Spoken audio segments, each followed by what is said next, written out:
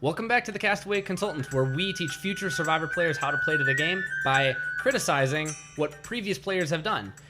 And this time, we're going to be criticizing what some previous players have done by going back and doing another edition of our Rewind series, this time looking at the pre-merge of Survivor Season 7, Pearl Islands. I'm Derek Kubicek, and I am here with my two fabulous co-hosts, Josh and Ryan. Yeah, for posterity's sake, this is May 31st of 2020.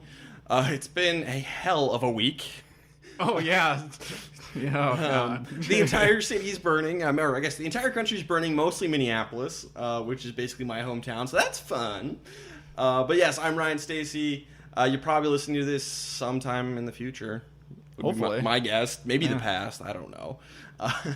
Yeah, depending. But I'm Ryan Stacy. I am your resident Survivor expert. And this is like my third or fourth rewatch of Survivor Pearl Islands at this point. So basically what I'm saying is I know everything there's to know about Survivor. Sure. And I am Josh Wessler. I am a near super fan. I'm close. I only have, I think, 4 seasons left to watch in the 20s somewhere. And once I'm done with that, I will officially call myself a super fan. He's almost there. But you can trust my opinion, I swear. Basically, my take on this whole thing is I watched Pearl Islands, I don't even know, 5 years ago maybe? Somewhere around that mark. But I'm going to be a nice gauge for how memorable this season is and give my input that way, since I'm not going to be watching every single episode. Yep. Although I consider myself a modern Survivor superfan because I've seen 27 up and onward, I have not gone back and watched any of the historical seasons, but during this Rewind series, we're using me as a Virgil walkthrough so that if you, the listener, are also a superfan and you want to experience it with someone for the first time, that can be me. Now, just because I am pretty well ingrained in the Survivor community anyway, I do have certain spoilers that I just happen to know. We happen to have a walking spoiler in this season, so I mean, I can just go ahead and lead it off that I know who wins this season. If for some reason you're listening and you don't know who wins, we don't have to talk about that right now. We're only talking about pre-merge stuff here today, but I do know the winner. I tried to check my bias when I was making a winner pick. I used editology like I would typically do. And the only other, I think, things that I knew from the season, I knew of a couple castaways on there. I don't know if I should be sharing names right now. No. We don't have to share names. Yeah, okay. So I definitely know some more notable players, especially some people who have returned. I have seen them play. Yes. So more than probably the past 6 seasons, other than the first one, which I'd already watched before we started this, I knew quite a bit about this season going in. But I've also found going through the pre-merge that this is a fun season regardless of those big spoilers, and there was so much I didn't know. So I'm so excited to share all of that with you guys today. The point of this podcast is we are rewatching it so you don't have to. That's kind of the goal. We're going to tell you which Survivor is must-watch Survivor, which is not which isn't must-watch Survivor. There will be spoilers for the pre-merge. You had a little bit of time before we get into the spoilers, so I'll let you know again when that is. We got one more thing to talk about before we get into spoilers. Boys, gentlemen, would you consider the pre-merge of Survivor Pearl Islands to be must-watch Survivor? I'm going to say this is absolutely must-watch Survivor. If nothing else, episode 1...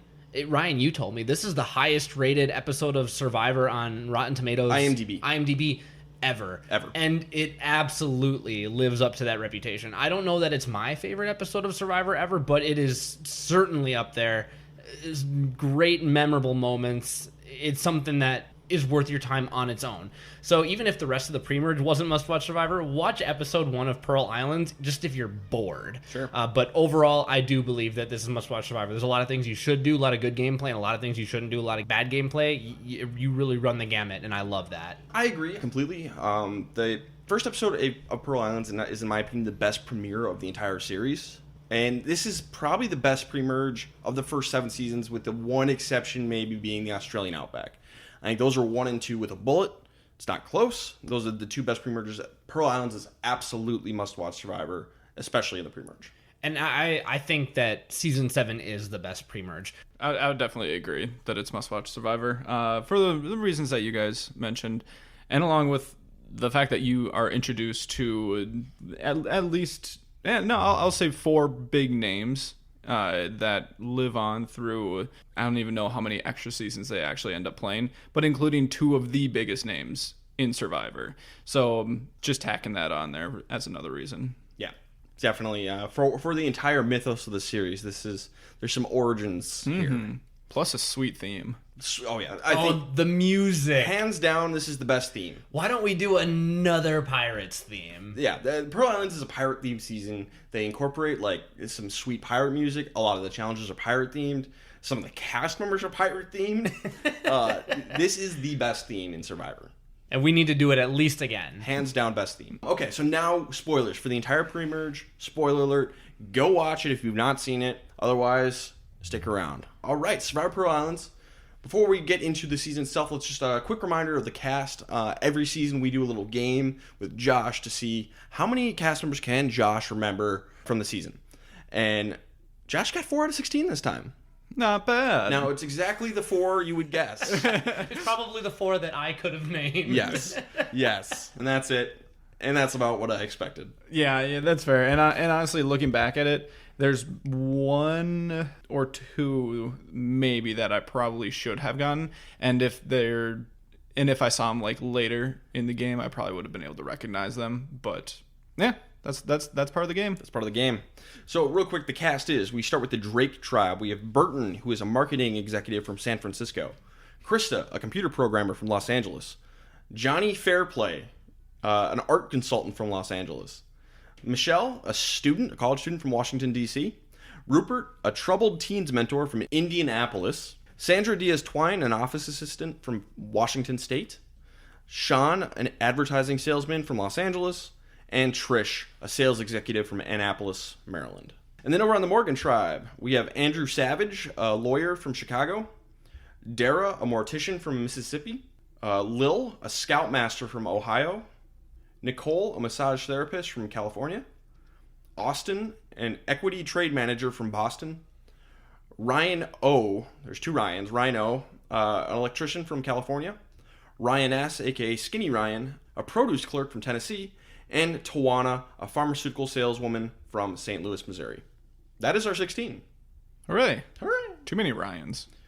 Never enough Ryans. And I have to be honest, the whole time that I was watching Ryan O, is his nickname just Rhino? Yes. Because it took me a while to figure it out that they weren't just calling him Rhino, but after they voted out Skinny Ryan, I'm like, is it Rhino? Like, you're still just calling him Rhino, and I loved it. I dug it. He's Rhino. Yep. He likes animals. Yes, he does. Sure. I mean, he does. He does. Oh. Pelican Pete, man. Oh, Pete. yeah. Okay, that's it for intro stuff. Let's get into Survivor Pearl Islands. So our very first episode is called Beg, Barter, and Steal, which begins with a classic marooning with a twist. All of our contestants believe they are on their way to a photo shoot, so they're dressed up very nicely. Guess what? You're getting tossed overboard. We're digging deep in this pirate theme right off the bat. Surprise. And again, we're consultants and we've talked about this on some current season, but like always dress as though you're going on Survivor. This was a really bad move, and do I even need to say it? Wear underwear. You know what? We can't fault anybody for this. Nobody could have saw this coming. Now, in a future season, they do this trick again where they're like, we're on our way to a photo shoot. You're going now. And one of the contestants is wearing I think swimming suit underneath his nice clothes. Because he's like, I wonder if they're going to do that again. Solid. So there's one player who did that. So in future, go into your photo shoot, dress like a castaway. Or have something on at least underneath that you can actually work with. Always wear underwear. Always wear underwear. Not that I should have to say that. Yeah, otherwise you might have to cut off a dress and wear that. So I'm not going to hold it against any of these people because who could have seen that coming? But in future, every Survivor player from now on should be prepared for this. I doubt they'll do this again, but they might. Never know. All they get going into the game is the clothes on their backs, and they're given their tennis shoes as well because you got to do challenges. Fair enough. You don't want to break an ankle. So Jeff Probst takes everything else away from him, and Austin has so much booze. So much booze. Just why? What were you planning on doing at this photo shoot, man? He's an equity trade manager. They live on booze. And so their first it isn't really a challenge, but their first event is they have to just swim to shore where there is a small fishing village, and they have to trade. They're given like 100 gold coins, Balboas, and they can trade that for any supplies they want, and they can also trade the clothing off their back or any personal items they bring with. Trade it all, do whatever you want, and that's how you're getting supplies this game. Otherwise, you get nothing. They gave them nothing. It's love great. I love so it. Good. Those are my favorite seasons, is when they're not supported by anything. So the Drake tribe does a great job because right off the bat, Rupert steals the Morgan tribe's shoes. And let's be clear, when I said I had a couple spoilers on the season, everybody, even people who don't watch Survivor, know that Rupert stole the shoes because it's a pirate-themed season, so in true pirate fashion, you loot, you pillage, you plunder, and you do what you can to survive. Pirates pillage. Pirates pillage. So I knew this was going to happen, and I was super excited to see it, and I was not at all disappointed. Especially because Rupert is Blackbeard doppelganger. Oh, yeah. And it was wonderful. He's a pirate. He is a pirate. Mm-hmm. Iconic moment. And then they have Sandra on their tribe, and this season takes place in Panama. They speak Spanish there. Sandra speaks Spanish. She's from Puerto Rico originally. She does all the bartering and negotiations and gets like a bunch of stellar deals. Sandra's a boss in this episode. Mm-hmm. Oh yeah, and especially when there's a bunch of other like white people going around just yelling at you, you're gonna probably be nicer and give better deals to the person who's nice and talking in your own language. What you're referring to is what we call the Morgan tribe, who is very disorganized. Tawana has a very ugly American moment where she's just like yelling at a villager wanting her money back. Not a great look. Austin, meanwhile, decides to sell all of his clothes except his underwear. Really good for the tribe, not great for you, bud. Yeah, you're gonna be cold. And that's the thing. He says later on in the season, I go 110%. I give it my all. Well, here's the thing. It's a marathon, buddy. It's 39 days. There are few things more valuable to you for 39 days than a shirt, than pants. His suit jacket. His suit jacket. You need to think about Maslow's hierarchy. What's on that bottom tier, right? It is clothing. I mean, yeah, you need food, you need shelter, but you also need clothing. And he sold it all. I'm like, oh, that's not good. That's gonna come back to bite him. And it does. It does. He honestly should have brought the booze with him. He could have, I think, gotten some good stuff for that booze. Jeff took it though. Yeah, he had to turn it in. I wonder if he could have been like, hey, can I keep the booze so I can trade it in the village? I bet you they would have let him if he'd pressed it. If he would have made a point like, hey, come on, Jeff, you said we're maroon now. I have this. Can I have my passport? I'm going to sell that. I will sell my identity. So Drake crushes Morgan in this. Morgan does not get a lot. They're really disorganized, where Drake gets everything, and even a kitchen sink, I'm pretty sure. Couple of chickens. Yeah. Drake, A whole barbecue for a necklace. You know, if you had told me Drake robbed the entire village, and you didn't show me everything in between, but if you showed me what they ended up getting, and they're like, oh yeah, they just robbed the entire village, I would have believed you. It's incredible. And Morgan gets nothing. It's pathetic. And they had money left over. Yeah. You have no use for this money. Trade it at the airport, split it 8 ways, I guess. Enjoy your $5. Don't spend it all in one place. So over on the Drake tribe, right off the bat, we get our two bros, Burton and Sean, who are thick as thieves, thick as pirates even. And they kind of take charge, and right off the bat, they're kind of annoying the rest of the tribe. They open a coconut, and the two of them split it amongst themselves and Michelle. And just right off the gate, they're kind of alienating themselves from the rest of the tribe. Not great, Bob. Not great. And we see this time and time again. Pretty people flock together, and then the non-pretty people come in and oust them.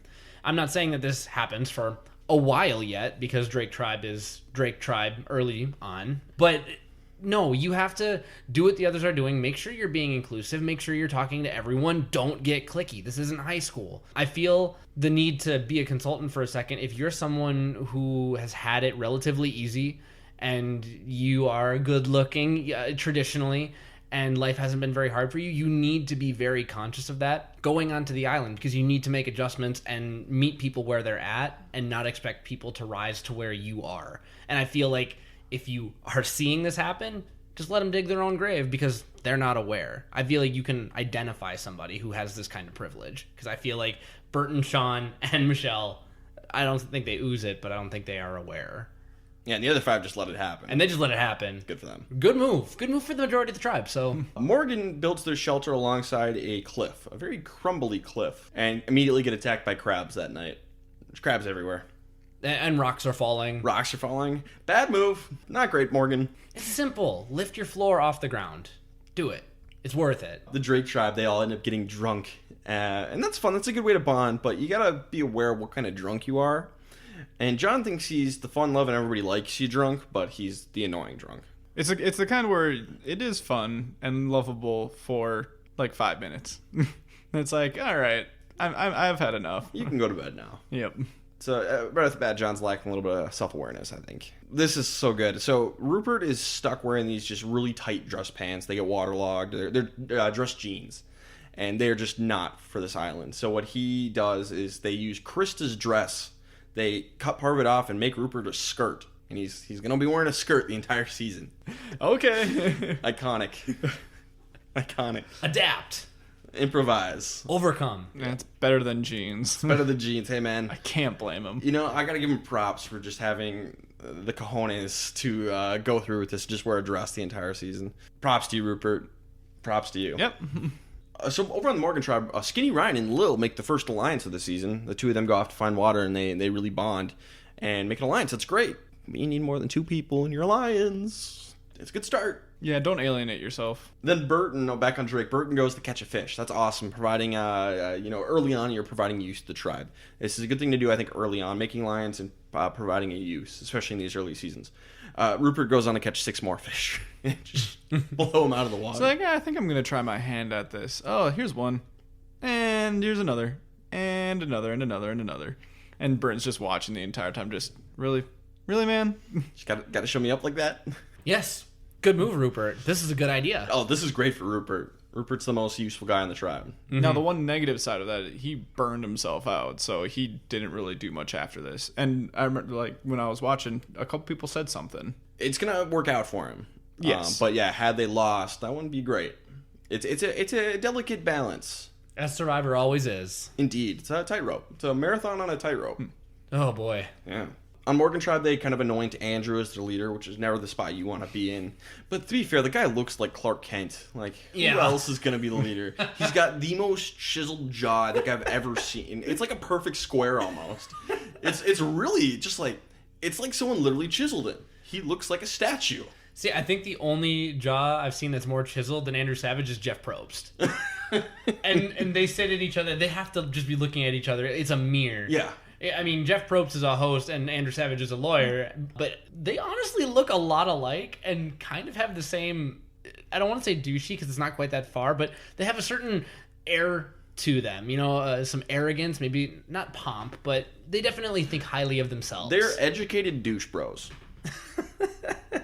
And they know it. Oh, and they know it. Like, they know who they are. Yes. And they're not gonna ask people, and they're not gonna apologize for it. And good for them. Despite this, I love Andrew Savage. He's great for this season. He's great for this tribe. But like you said, you never want to be elected leader. No. Ever. That's never a good thing. What's crazy though is that Morgan is so dang dysfunctional that they actually needed a northern star. This is good for the rest of the tribe. This is bad for Andrew, but yes. It's good for the rest of the tribe. So they go to the immunity challenge, and Austin's boxers are falling off. So Rhino and Andrew decide, hey, we'll just get naked too, and run the whole challenge naked. Now, if you get naked and win a challenge, you're a hero. But if you lose, well, you just got naked. Congrats. Sandra's like, man, I hope their weenies get caught on some vines. Well, they were walking through some sharp brush. I know that you said that you do it for solidarity's sake, but no. I can respect the move, trying to make Austin feel better, but yeah. Well, especially when you're like, they were behind the entire time, so they were just kind of hanging around waiting for the tribe in front of them to move stuff out of the way. Like, they had to pick up like rocks or logs or something like that just to clear a path. So it's like they're just kind of standing there waiting for them, just naked. They're out for Harambe. Yep. And you know what's fun about us getting to talk about whether or not you should or shouldn't get naked? It's actually not allowed for people to get nude on Survivor anymore. We are recording this as of beyond season 40, but it was actually after season 39 that this was made a rule that becoming nude is no longer allowed. So we just get to talk about people getting naked, and you future players out there, you don't ever have to worry about it because it is not allowed. Can't do it anymore. Probably smart. Probably a good idea. We got some iconic moments. Some are iconic for the wrong reason. Let's move past this. Yes. Like, we got some good stuff. We're done. We're done here. Can't get much better. So now you can get down to your underwear. If the rest of your tribe gets down to their underwear, get down to your underwear, but you never have to worry about getting nude again. Yep, don't do it. Nothing good can happen. Now especially nothing good can happen. So Morgan ends up losing the challenge. It's pretty close too, though. Drake kind of sneaks in and takes it from him. Drake was winning, and then they got stuck, and then Morgan takes the lead, and then they get stuck, and then feet from the finish line. Literal feet. And Jake just kind of wiggles and then gonna sneak right past you. Oh. So Morgan's going to tribal council, and the question is really Lil or Ryan, Skinny Ryan, because according to Andrew, Skinny Ryan didn't try very hard in the challenge. I didn't see that at all. It must be something that they noticed, where maybe he was running more alongside the cart than actually digging in his heels, but... Maybe they were just pissed he didn't get naked. Maybe. Yeah, maybe that's what... Yeah, so get naked. Get naked. If everybody else is getting naked, might as well. So that's kind of the question, Lil or Skinny Ryan. And it seemed like it was kind of going towards Skinny Ryan until Nicole comes in out of nowhere. Wild Nicole appears.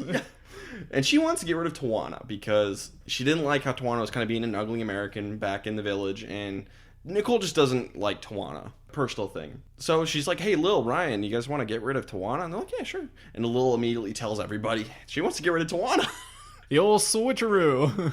I don't know if Lil did that on purpose. I mean, it threw Nicole under the bus, like, intentionally, maliciously. Or if it was just like, oh, I'm just nice old Lil. Oh, this is what Nicole said. I couldn't tell you. So, my thought on Lil. I think she played up her Scoutmaster nice routine a little bit. I genuinely think she's a wonderful person. But I think she also came to play Survivor. And she had an alliance with Ryan. And so if you can try to save him by throwing someone else under the bus, go for it, especially if you already think you're at the bottom of the heap. And she did that. And if it was by accident and wasn't malicious, kind of like you said, still a great move. Mm-hmm. But if she was playing it up and double-crossed Nicole's trust and threw her under the bus, still... Even better. Because then at least you're self-aware about the moves that you've made. No, this is a great move for Lil. Absolutely. And this, on the other side, for the flip side, don't shoot yourself in the foot if the entire tribe, for a first vote when there are no lines drawn, if everyone is on the same page, but these two are on the outs, don't rock that boat. I mean, Nicole even says, like, I probably shouldn't have done that. Made a move too soon. Yeah. Camouflage. Yep, camouflage. Just don't rock the boat in the first episode if you can help it.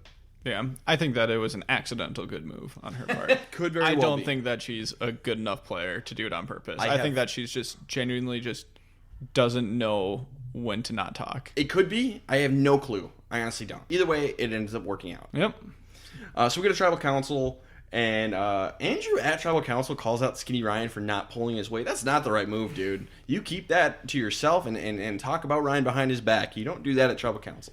All I can assume is that everyone on the tribe, except for maybe Lil and Skinny Ryan, had this conversation before. It's never a good look. I don't advocate for it, but it doesn't seem to do anything. It doesn't do any harm to Savage. It doesn't really do any harm to anybody. So I can only assume that they've talked about this very openly, and I can see Savage making it more of an open forum at times in camp. We don't see it, but I agree with you, Ryan. Don't typically do this. You know, some people say Tribal Council is where you air out your dirty laundry. You don't air out your dirty laundry in Survivor.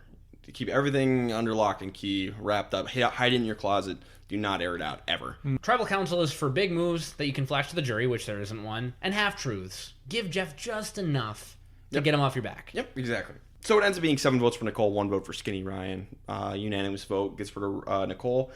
I think this was a fine move. I mean, typically what we usually say is you want to, or at least I say, is you want to get rid of the weakest person who's not in your alliance. And we don't really have tribal lines drawn yet. It's a little unclear. And yeah, Skinny Ryan would have been fine to go too, but Nicole is sowing seeds of discontent throughout the tribe. So I think getting rid of a person who does that is fine. She wasn't in an alliance. At least Skinny Ryan isn't causing problems at camp. And if that's the criteria to be in the majority right now, then it was a fine move. Especially because I don't think that Nicole was going to be overly additive to challenges, and at least not materially more so than Ryan, Skinny Ryan. Yeah, I think it was fine. If you really want to dig into it, if you want to have a little bit of foresight for Lil and Skinny Ryan, maybe try to work with Nicole and build your own alliance if you think that you're on the outs, which it seems like you are.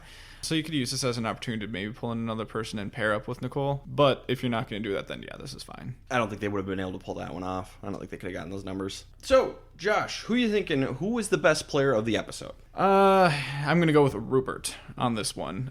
He had a nice little stealing affair at the village, which is now just iconic, so that's great. And he put himself in as a provider by catching just a bunch of fish, showing up burden, and showed that he's also sociable and was able to make a dress for himself with someone else's clothing. And I guess if you really think about that, you're getting clothing from someone else. So yeah, that's part of the social game. So I'm going to go with Rupert. I had Rupert as well. I don't need to touch on anything else that Josh said. He was the best in my opinion. I do want to mention, do an honorable mention for Sandra. I think what she did in the village was an absolute showcase on her social game, because it was still with strangers. Granted, she was able to use her language as a buffer, and that made her more well equipped to deal with that. It showed that she can do it. It showed that she's got some sort of moxie. She's got a way with people. And I loved watching it, but it's still Rupert, all things combined. He's made himself invaluable to his tribe, and he's going to be sticking around for a while, barring any complete mess up. I went with Lil as the best player of the episode because she made an alliance with Skinny Ryan, which is great. She threw Nicole right under that bus and saved herself and her closest ally to fight another day. This is why you can't always trust Ryan when you haven't watched the episodes, Josh, because sometimes what he says just doesn't make any sense. She's on the losing tribe. They got nothing. Hey, to be fair, I do not take winning and losing immunity challenges into account unless you single-handedly won or lost the challenge. As a tribe effort, I don't count it at all. Don't even consider it. She's on the bottom. Yeah. She's close to the bottom. She was going to lose her closest ally. She made a move to prevent that from happening. Good for her. Great move. Not best of the episode. Yes, it was. If anything, it prevents you from being the worst. Best of the episode. It was nothing she did wrong. She made all the right moves. It's not working out for her because she's an older woman. And if you looked at the tribe as a whole, you might think just based on appearances, she might be the first boot. That's fair. And she's not. I always give credit to that if the older woman can avoid being like the first boot, because that is such a tough role to play on Survivor. It is, and that's true. So Lil deserves more credit for her first episode. I disagree. Well, That's okay. Josh, who you got for worst player?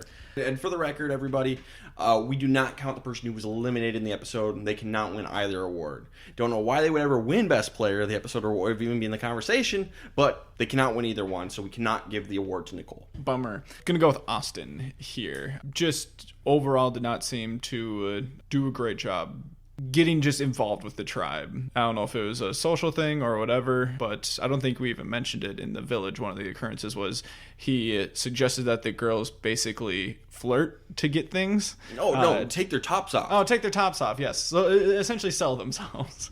And that, along with just being really aggressive once they got to the beach, just overall did not leave a good feeling for him. You know, he comes across as very task-oriented at times, because he was all about, let's get supplies, but not thinking about the social ramifications of saying stuff like that. And for the record, I don't have Austin as my worst, but he is a dishonorable mention. I actually do have Skinny Ryan. This might be the low-hanging fruit here. I don't mind picking the low-hanging fruit when it's pretty obvious. If you rub your entire tribe the wrong way enough, both by your work ethic, your performance and challenges, the way that your body is breaking itself down, and you need to be saved by an ally from being the first boot, to me, there's enough written between the lines and shown on screen that maybe Survivor just isn't your game. And that's fine. That is what it is. But for me, still the worst player of the episode. He does have like the worst body type to play Survivor. Yeah. It was very reminiscent of, I can't think, Mitch from season 2, yeah, where it was just going to, you break down faster than other people. Yeah. And it sucks. It's not his fault necessarily, but it is. I had Sean as the worst player of the episode. He and Burton alienated most of the tribe right off the bat. They were being kind of bad leaders. And what pushed over the edge for me for Sean over Burton was Burton at least caught a fish, where Sean did not. So Sean is my worst player of the episode. I've got no issues with that. Man. So now, after watching the first episode, this is where we do our winner picks. Derek has never seen this season before. He does know who the winner is, but he's going to make his winner pick as unbiased as possible. Derek, who is your winner pick? And because I want to be unbiased, I'm going to talk about all the people that I kind of considered for this role. So for the first part, this goes back to Survivor Amazon. I never look at how tribe makeups in these earlier seasons are likely to affect a winner or not, or at least I try not to. I mean, that's why I went on my way to pick Jean in season 6, because I thought like she was the most well-equipped woman based on episode 1 to win the season. A woman ended up winning that season, though not Jean. From the Morgan tribe, I want to throw out for consideration Andrew Savage and Rhino. Now, Rhino got a very under-the-radar edit in this episode 1, but he was my third from the top. Andrew Savage was my second overall winner pick. I felt like even though being a leader isn't a good thing, he got a ton of screen time, and frankly, he seemed to be the only thing holding that tribe together. Over to the Drake tribe, there are only 2 players I want to mention that I thought even had a chance of winning over there, Rupert and Sandra. And I will never, and I'm almost positive of this, I will never pick the biggest, strongest guy to win Survivor. And Rupert, I love him. He had a near perfect first episode. I'll never pick someone like Rupert to win the game. It's just not my style. I don't think it's possible. So Sandra is my winner pick. Because I like reading between the lines, her social game was near flawless. She's able to fly under the radar and camouflage at least until she gets to the merge. And I do think that the Drake tribe is well equipped to make it far and not get pagonged. So that was why I picked Sandra based on episode 1. So my winner pick is based on who I picked when I watched the season when I was a little kid. I was in like second or third grade when I think when the season aired. And I have a personal rule where I always pick Ryan if possible. Didn't go so great in the Amazon. First boot. But in this time I have 2 Ryans to pick from. Ooh. Rhino or Skinny Ryan, and the obvious answer is Rhino. Between those two. So Rhino was my official pick. I think nowadays, if I wasn't going to do the Ryan rule, I'd probably go with Rupert, just because he had such a stellar episode. But Rhino is my official pick. Cool. And I think Rhino is actually a solid pick. Him, along with Andrew, Sandra, and Johnny Fairplay made into my finalists of who I'd probably narrow it down to. I really, really wanted to pick Johnny Fairplay because I thought that it would be a good, more like redemption kind of edit after a low first episode. But in the end, I am going to go with Andrew Savage. I think that if you're going to be a leader on a tribe, this is the tribe that you kind of want to be the leader on. Like Derek said, without him, they probably are going to just fall apart. And I'm hoping that he's able to kind of shed that leader role and the negative connotations that come with it by the time the merge comes. Because if not, he's the very like stereotypical like person that would be an easy just first boot after the merge. But I'm thinking that he would definitely have a chance to be able to kind of shed that. So that is why I'm going with Savage. Episode 2 is to quit or not to quit. So, right off the bat, we have Rupert. His spearhead on his Hawaiian sling that he uses to fish is coming loose. So Sean decides to take it fishing and immediately loses it. And Rupert does manage to track it down. He swims like a grid pattern across the ocean and finds it. So, good for Rupert. Bad for Sean. I will also say this is kind of a bad for Rupert, too. As we're going to find out, Rupert is a bit of a loose cannon when it comes to his temper. When you're on Survivor, you got to keep this in check. I love Rupert, and I don't think that it hurts his position in the tribe because he is a provider. He is so strong. And when you're on his good side, he's great. Mm-hmm. But you got to keep that stuff in check because if you're on an alliance of 5, you might be 5 out of 5 because of something like this. Sure. And it also helps that Sean is 100% in the wrong. Yes. So, yeah. And because Sean sucks. Yeah, and this was definitely something that I remember happening from the first time watching this season. It's not great for Sean. No. So we have a reward challenge which involves diving underwater, and Skinny Ryan is so bad. Blows the challenge. The reward challenges, this is probably the best iteration of the reward challenges we will ever see, because there's a lot at stake. There's a regular reward, as there is per usual, but you also win a clue to a treasure chest hidden somewhere on your beach. It takes there's 3 parts to the map, or the clue, or whatever, and every time you win a reward challenge, you get one of the parts. So Drake gets their first part, and they get the chance to loot from the Morgan tribe, which we saw in Survivor Marquesas, when they basically just did a raid. It was a ransack. Yeah, they ransacked the entire the tribe, but this time they just get to take one item. And can I say I like the nerfing? Yes. From a gameplay perspective, I mean, you can do a lot of damage to a tribe living minimalistically in 2 minutes. So I much prefer this, where it's like, all right, what's gonna hurt them the most? Not only did we get that, but because it's not rushed, there's time to interact. There's interaction between the tribes, which I love. I'm always a proponent of that. Get the tribes mingling. Just it makes it interesting. Mm-hmm. So I love this. I wish this is how they would always do reward challenges. There's so many layers to it this season. I forgot about most of this. I forgot about the treasure chest, and I forgot about the looting. Well, the treasure chest is kind of a lackluster payoff, to be honest. Mm-hmm. But the looting is not. The looting is great. So these are some of the best reward challenges in the entire series. And they have a lot of reward challenges. I think they have one between every vote out. Every episode except episode 1 and episode 7 of the premerge has one. So that's 5. It's very heavy. It's great. So Sandra, she gets sent over. And we should talk about this in case you ever in a looting situation. Generally, I don't think you want to be the person to go. I think if you take something super important to them, that's going to create bad blood. They'll remember this. The other school of thought I think you can have is you go over there and be like, hey, what do you want me to take? Like, pick 3 things, and I'll pick one of those 3 things. Like, you know, give them the option. Like, hey, man, I know this sucks for you guys, and I don't want to, like, hurt you guys, but I got to take something. So what would you like me to take? And maybe try and build a bond that way. Because they'll remember that. Be like, wow, you know what? Derek's really nice. My only thought on this, there's no way they didn't have a discussion as a tribe about what they were taking before this happened. So by not bringing back what the tribe decided, you have basically gone in and you were not an advocate for your tribe, and then you have to go and try and survive votes with them. So generally speaking, if you don't know what's going on, I would say you don't want to be the person ever going anywhere off to do anything. I mean, we saw this in the Island of the Idols season where nobody wanted to go to the Island of the Idols, and for good reason, because they've seen enough Survivor to know this is bad. Now, granted, the threat of advantages and hidden immunity idols isn't a thing right now, but separation from the tribe and being out of that social dynamic for X amount of time is huge. So I think since her tribe decided that she was going to take the tarp, I think you just go, you be as nice as you can and say, my tribe decided on the tarp. I'm bringing back the tarp. I'm not torpedoing my game. And just be the nicest that you can. Now, let's talk about what actually happens here, because I love it. Well, before we do, I just want to say, if that's the case and the tribe has elected on what you're going to pick, well, don't go. Let somebody else go. Right, and that's why I said ideally you don't go, because then you don't have to be the stand-in for your tribe. But yeah, so she goes over there. She wants to get a water jug. That's what they decided on originally. Morgan doesn't have one, because Morgan sucks. So she's like, okay, I guess I'll take your tarp. I know you really need that, but we could also use it. And it's amazing because they have the tarp built into their shelter. And they will not help her take it down. So she's like, all right, I guess I'll take it down. It's not a good look for Sandra. Like, what can you do?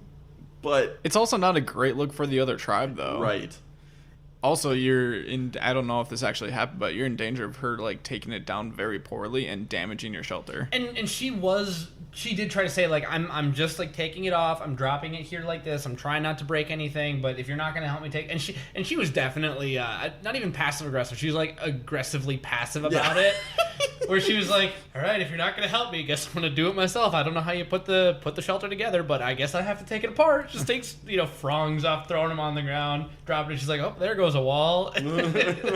Unties it all. I think she takes a machete and starts, like, cutting the rope because of the... And they're like, you can't cut the rope. I'm like, well, how else am I supposed to get off? Yeah, I don't know. Morgan should honestly help her.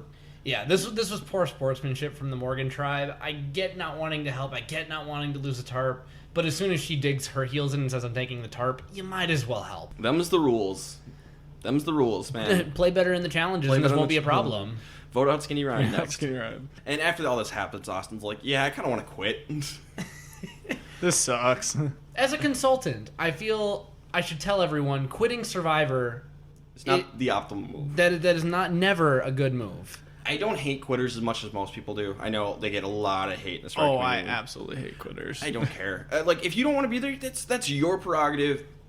It's fine. Leave. It's cool. I don't give a crap. Because, yeah, Austin is going to quit eventually in this pre-merge. This is, it takes a while, but he eventually does quit. Austin got so much hate for doing this at the time. I don't care. Was he the first person to quit? First quitter. Mm-hmm. So, yeah, I don't hold anything against Austin. If you want to quit, it's your prerogative.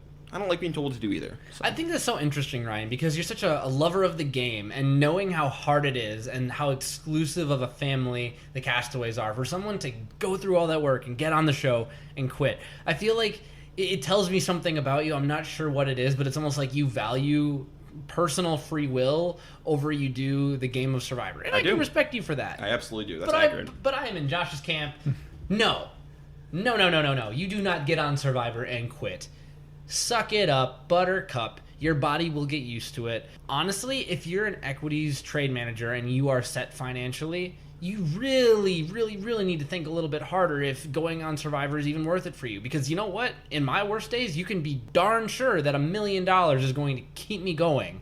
You're never going to make a better hourly rate than what you can take 39 days divided by $1 million. That's amazing. So I hate the fact that Austin is like, oh, just vote me out. I'm done. It doesn't even make good TV. Especially when it's this early in the game. It's day 6. Come on, man. It doesn't bother me. It honestly doesn't. It doesn't bother me at all. I wish I was in his spot.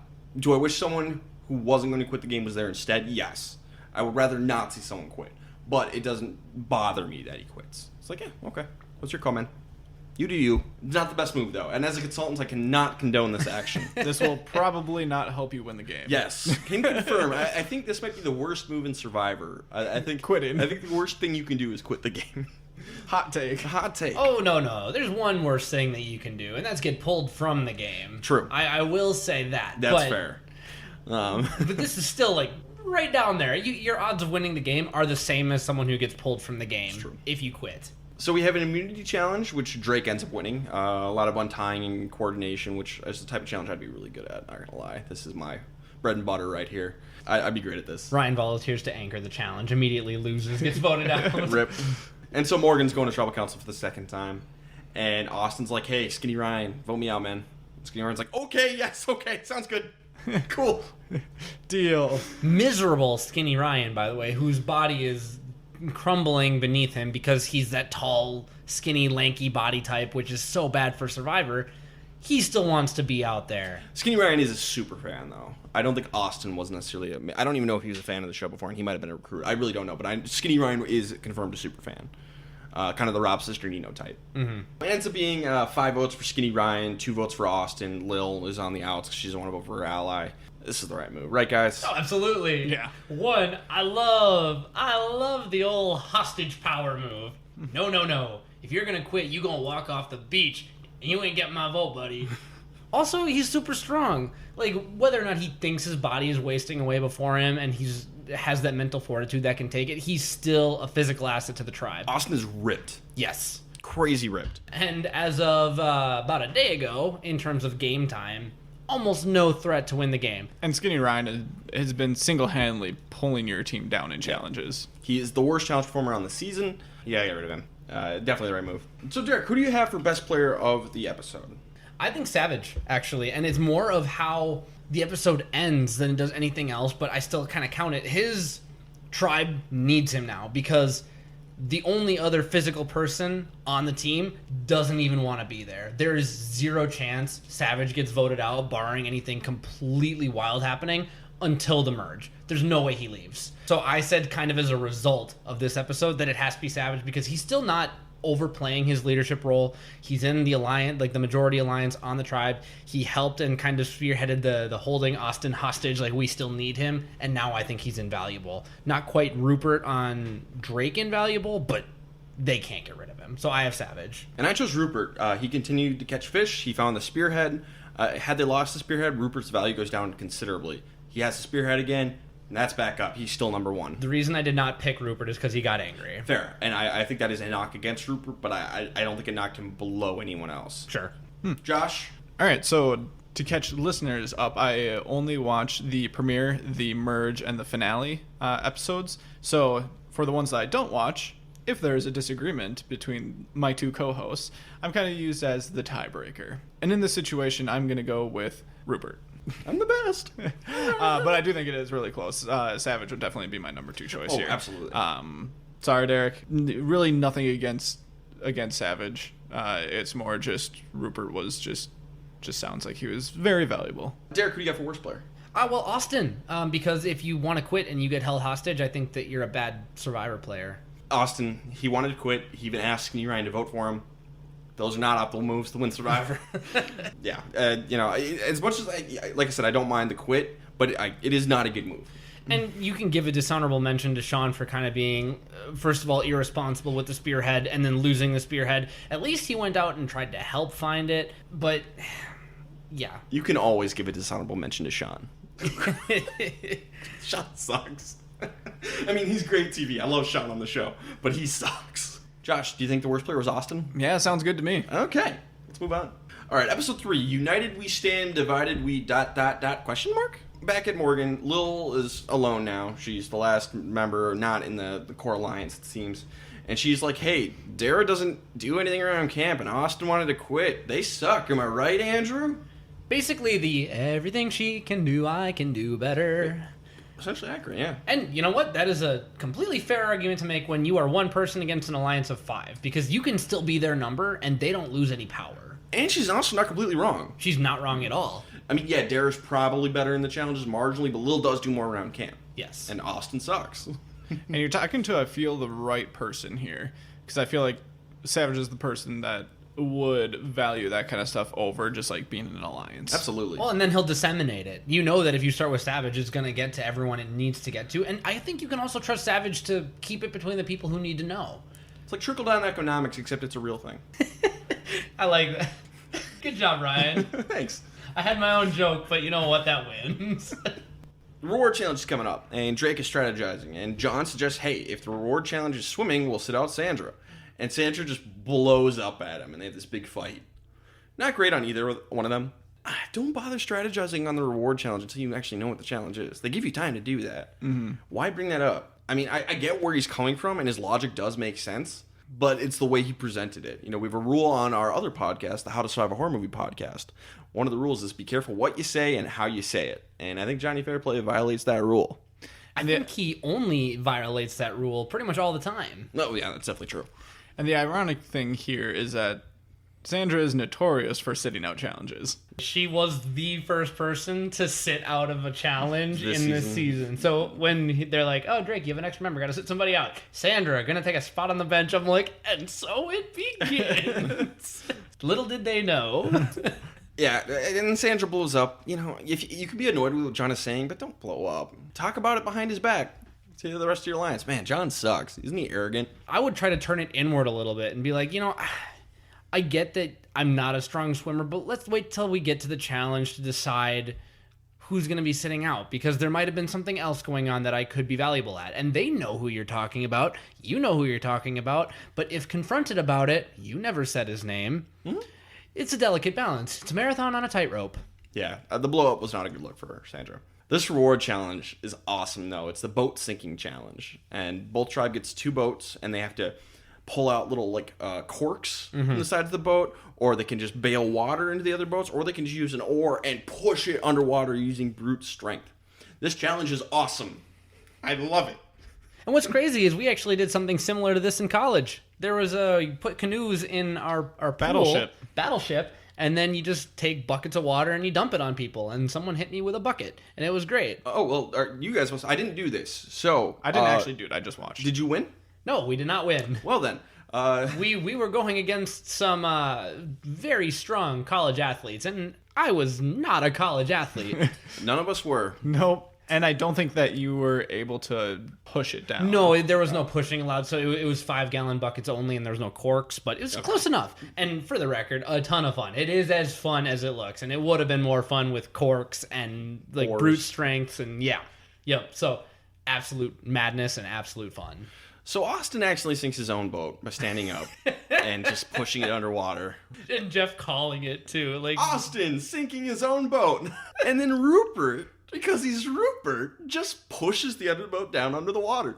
Like it's nobody's business. Goodbye. So it wasn't even close. Oh, no, I remember this. Good. I remember this challenge. Iconic challenge. God, Pearl Island's had such good challenges, man. And I think my favorite thing to come from this whole reward challenge was a confessional from Andrew Savage afterward, where he's like, yeah, Rupert basically single-handedly did that for us, or did that for Drake. He just pushed us underwater. It's so good. You're not wrong. So the next day, Lil decides to get up and go fishing alone. And she wasn't... I guess they had talked about it earlier, and Rhino was going to go with her, but he wasn't up in time, so she just leaves and goes off on her own and loses their last fishing hook. Great job. Because she doesn't know how to fish. She doesn't really know how to fish. Shouldn't a Scoutmaster know how to do that? Ohio? Does Ohio have rivers? I don't know. It and looks lakes? like she had a bunch of... Yeah, I'm sure they do. I mean, I know they have a Great Lake. I've never been to Ohio. Okay? Fair. The only problem I have with putting any of this on Lil is that it was their last hook. And if she had not been fishing yet, that means that some of these people who claim to know better lost more hooks. That being said, if you're going to go somewhere with someone... Go with that someone. Don't go off alone. And this is especially true in modern Survivor. If you go off alone, you're going to get accused of idle hunting. So this is kind of a moot point now. But just do what you say you're going to do and try and do it with other people. And then the other thing, if something goes wrong, if you're with somebody else, you can share the blame. It's not just you. Now it's you and Rhino. Maybe you can throw Rhino under the bus. Yeah, or at least Rhino can say, like, yeah, nothing was done wrong. The knot was good on the hook, and the blowfish, just like all the other times, bit through the line. You got a witness. They could be lying. They could be telling the truth. Either way, it helps you. Yes. But Krista ends up going to loot this time. And Andrew, the whole time, he's just, like, trying to get information out of her. So, like, who would you guys have voted out? So, what are the alliances? So, who do you guys not like? Just Chris is not like, subtle whatsoever. gee, I don't know. Huh, she just kind of plays dumb. Like, oh gosh, I don't know. I haven't even thought about it. And We're so busy winning, we don't even think about who we're sending home. we get along so well. And Krista is like plays it perfectly. You know, she's playing dumb, and Andrew's like, yeah, she's playing dumb. I know she's not that dumb. Like, for the record, we don't even need to consult on this. Just go watch the episode. Krista does it perfectly, because it's like, yeah, I'm not that dumb. Do you think I'm that dumb? So it's almost like she turns it back, but I don't blame Savage for trying. This is the right move. Both parties are doing the right thing. Yes. Nobody makes a mistake here. And it was wonderful. But Krista ends up taking a water pot. They had two, so it wasn't a huge deal. Morgan isn't that pissed about it this time. The immunity challenge is another iconic one where we have both tribes have to put their lightest member in a harness and up over the water. It's Michelle and Dara. And everybody else has to hold the rope up, hold that person up. And eventually, one by one, each tribe loses a person until just the two strongest people are left. And it becomes Rupert versus Austin, the showdown of the century. This is an amazing challenge. Mm-hmm. This is iconic. It's just pure strength. Amazing. It really is amazing. But Rupert wins.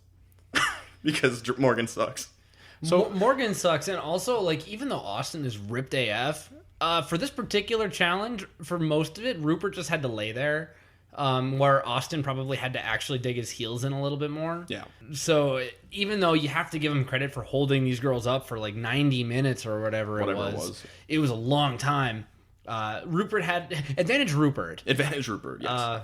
But that does not take away from the fact that he was an absolute beast. Great stuff. So officially, we finally have Andrew, Rhino, Tawana, and Austin in an alliance. We have an alliance of 4 now, and they're kind of debating. Well, Lil does more around camp, but Dara's also better in the challenges. So, who do you get rid of? Tribal Council ends up being 5 votes Lil, 1 vote Dara.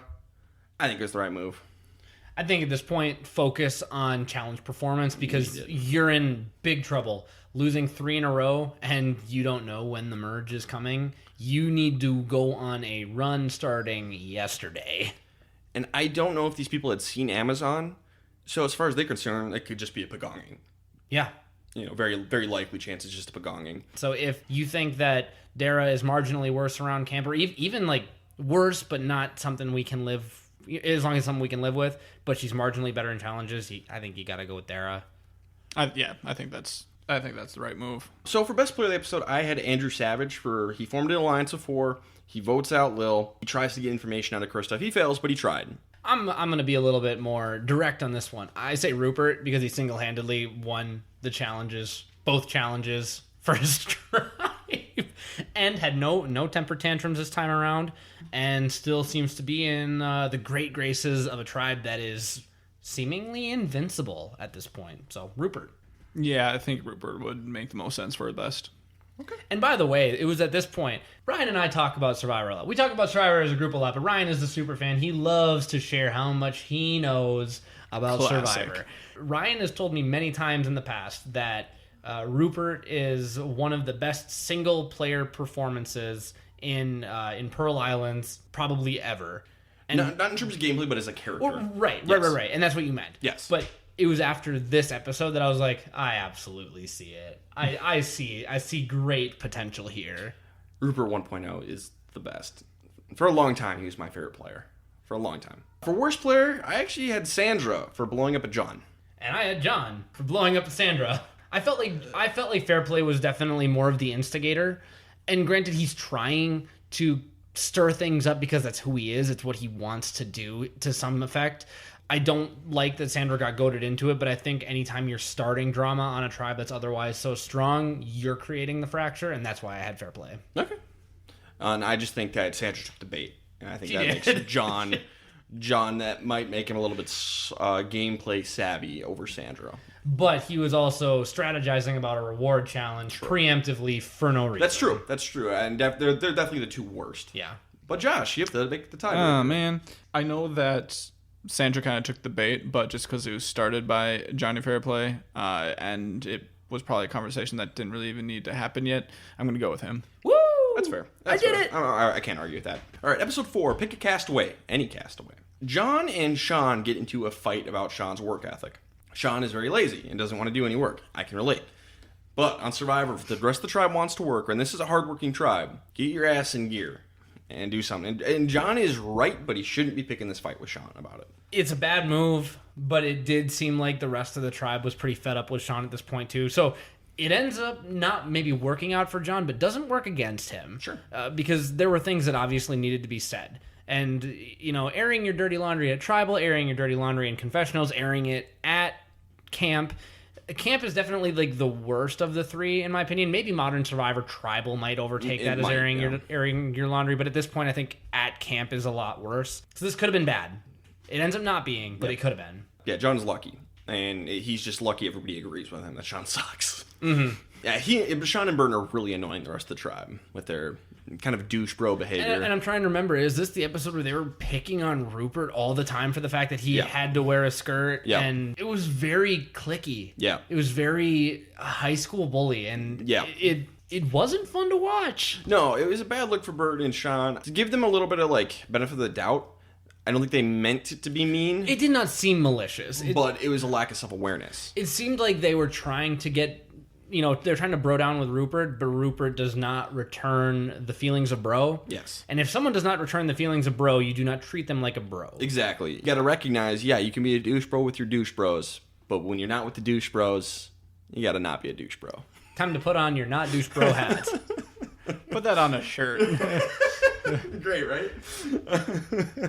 Okay, so Drake wins the reward challenge. Wow, Drake won a challenge? What? Who'd have thought? And they win a sewing machine. One of the weirdest rewards. And they get materials, so they get cloth and they get thread and all that stuff too. And everyone actually seems pretty jazzed about this because they're still in the clothes that they were going to be wearing to a photo shoot.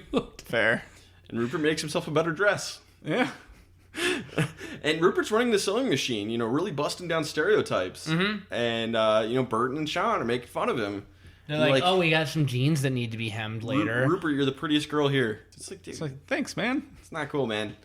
Men can sew, damn it. Hey, I love sewing in facts class. I don't know how to sew. I sewed a pillow, I think, and that's it. Never sewed since. I made myself in 8th grade facts class, I made myself a backpack purely out of the materials that were thrown away for other people's basic projects that took them 3 years to finish, and I was done. So the teacher was like, I'll just use the scraps and make whatever you want. I made a backpack for my Xbox. Not Xbox 360, not Xbox One, the original Xbox. And that's what I would use to haul around all my games and my cords and my wires. And I had buttons and a zipper on it. It was amazing. And then eventually it ripped. Oh. Because I made it with scraps. But it was blue camo, and I thought it was the coolest thing under the sun. That thing with an Xbox. Literal rip. And with this reward challenge, another fun fact, Tawana and Austin are both trashed. Now Austin almost drowns. I don't even know. Did they have medical support nearby? Because Jeff was like, Andrew, who's the strongest swimmer on the Morgan tribe? And then Ryan and Andrew were like, we're good. And he's like, go help him. get him. Oh, Morgan. Whoops. It was so bad. So Drake, they go out and they go find their treasure, and it's mostly moldy food. Yeah, because they didn't seal the treasure chest from water. Production screwed the pooch on that one. So they open it up and they're like, oh, we smelled it immediately. And then they pull out this jar of green fuzz and they're like, well, can't do anything with that. So there's some chocolate, and that's fine. The chocolate's fine. Yeah. And that's about it. That's pretty much what they got. That sucks. They should have production should have replaced it. Honestly, they should have. Because they couldn't have won it any faster. That's the thing. It's you should have been faster. It wouldn't have been moldy, but they won all 3 reward challenges. Yeah. That sucks. So Trish goes to loot this time, and she just takes a lantern, and they're like, okay, that's fine. It felt like this time around they were having mercy on the Morgan tribe because they still had a water pot, and they're like, please don't take the pot. They didn't say that to him. They're like, oh, if she takes the pot, we're in big trouble. And then she's like, I'll just have a lantern. I was like, okay. You can only hurt them so much. They have nothing left. So Burton is sick of winning for some reason. Oh, darn. And he wants to throw the next challenge so he can get rid of some of this dead weight, in his words. And he's like, hey, Rupert, you on board? And Rupert's like, yeah, definitely. No. Rupert's like, this is the worst plan ever. And Rupert's the only one who reads the situation correctly. This is a terrible plan. Mm-hmm. Burton's pitches, he's like, hey, we're going to get to the merge, and the weak, they're just going to vote us out. So let's just vote out some of the weak people now. We'll go into the merge strong. They can't come after us. So we'll take Krista out, even though Krista's super ripped. I don't know why Krista. It was a weird pick. 0 sense. If you're going to do this, I would say that John or Sandra would be a bigger target. Heck, even Trish. Even Trish. Out of the big five, the majority five, Chris is the second strongest, only behind Rupert. Yeah. Rupert agrees this. He's lying. He's like, yeah, that's not going to happen. But then the next day, the entire tribe has agreed to throw this challenge. All 8 of them. And Rupert's credit, Rupert doesn't want to, but he's like, all right, it's 7-1. Fine. Good on Rupert, I guess, in that situation. Like, I understand at that point you gotta go with the flow. And it's funny later on when he's talking to Jeff about it, but we'll get there. We'll get there. So, from your perspective, Ryan, since you are one of the biggest advocates I know for the good old challenge throw. Love a good challenge throw. What are your opinions? This is so stupid. Why is this different? Okay, so I really only think you should throw the challenge after a tribe swap. Survivor Africa, we saw this, where Ethan's tribe threw the challenge after the tribe swap and voted out one of the survivors we can no longer talk about. Yikes. And I thought that was a brilliant move on Ethan's part to throw the challenge to do that. You've got 8 Drake members. Now, let's assume we're merging at 10, as per usual. I mean, that's not always the case, but let's just assume that for a second. I mean, 6 challenges, 6 people are going out. It's 3. If you're going to do the challenge throw, win one more first. One more, and then you have the numbers to do it. And even then, and it's especially bad on Burton's part because he's got such a bad read on the tribe, he doesn't know he's the one getting voted out. So, the challenge throw is a tricky thing to pull off. This is a terrible move at this point especially. Could you maybe do it in the next episode? Maybe. We're not going to get there to find out, but there's at least an argument that could make some sense to do it in episode 5. But episode 4 is a terrible move. Now, I know Ryan is a bigger super fan than I am, so he has more clout, more gravitas when he speaks about the good old challenge throw. I also love a good old challenge throw, and I'm always looking for an opportunity to do a challenge throw. You already talked about the one in Survivor Africa. I talk about the huge missed opportunity with Boston Rob and Marquesas. They should have sat down and not let him bull rush through that maze. They should have thrown that challenge, and that was also after a tribe swap. If you have not had a tribe swap, try and keep your tribe strong. The only reason I can see you wanting to go to tribal council and maybe throwing the one after this because of the numbers, which I hadn't even thought about, so good on you with the 3-3 read on the 10, is to have a line drawn firmly in the sand as to where alliances lie. Because if we've seen it time and time again where tribes that don't go to tribal council in the pre-merge are less strategically equipped come merge time because no one knows where any allegiance is. It's true. So I can see maybe throw the next one, maybe even the one after that. But as for right now, there is absolutely no reason to do this. Your tribe is humming like a well-oiled machine, and if you throw a cog in that, you could derail the whole thing. But that won't happen here, will it? What could possibly go wrong? What could possibly go wrong? And by the way, they absolutely could have won this challenge had they not chosen to throw it. They had this challenge, which we'll get into, but I did want to come back to Josh. Because, Josh, you were very anti-challenge throw. Yes. And I think, if you're in the Josh camp, if you choose the Josh way of life, in regards to this, I think this is an argument in your favor. Heck yeah. This is one of the 2 big challenge throws that I think were just such huge mistakes that it tanked a whole game, basically. Or at least almost. Good for you, Josh. You got an argument now. Don't worry about voting players off now. Vote them off when the time comes, when you need to. Because you're never guaranteed to win immunity in the future. This is a terrible move. But good on Rupert. He doesn't want to do it, but he has to.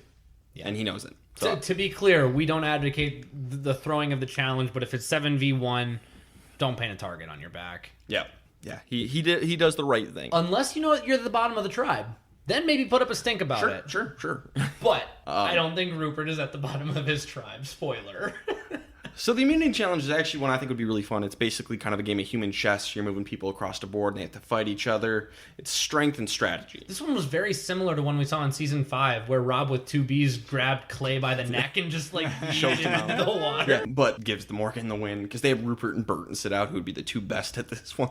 And they have stuff like Austin versus Sandra. Yeah. And just...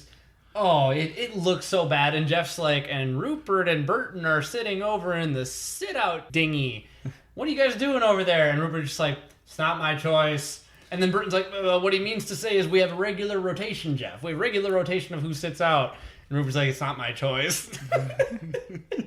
It's so funny. Okay, so going back to the whole challenge throw thing, if everyone was on board with it, who did they think was going home if everyone was on board with throwing the challenge? One group thought Krista was going home. The other group knows Burton is going home. Okay. And this whole thing was Burton's idea.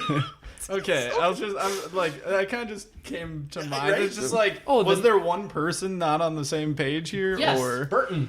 I mean, I guess there was 3 people who didn't really know, but obviously everyone was like, it's not me. Everyone felt like it wasn't them going home. Well, it's not me. But a twist. Morgan wins the challenge. They got immunity. They get to kidnap somebody, take them away, and they're going to skip, that Drake member is going to skip tribal council and actually compete with Morgan in the next reward challenge. Weird dynamic, by the way. Weird dynamic. I really like this twist. I'm a fan of this twist. Here's what's interesting to me is if I'm put in this situation, I want the weakest member of the Morgan or the Drake tribe to not be available to vote out. Someone like Sandra, maybe Johnny Fairplay, someone like that. You take them away, they can't go home. Now you have a better chance in the future. They pick Rupert.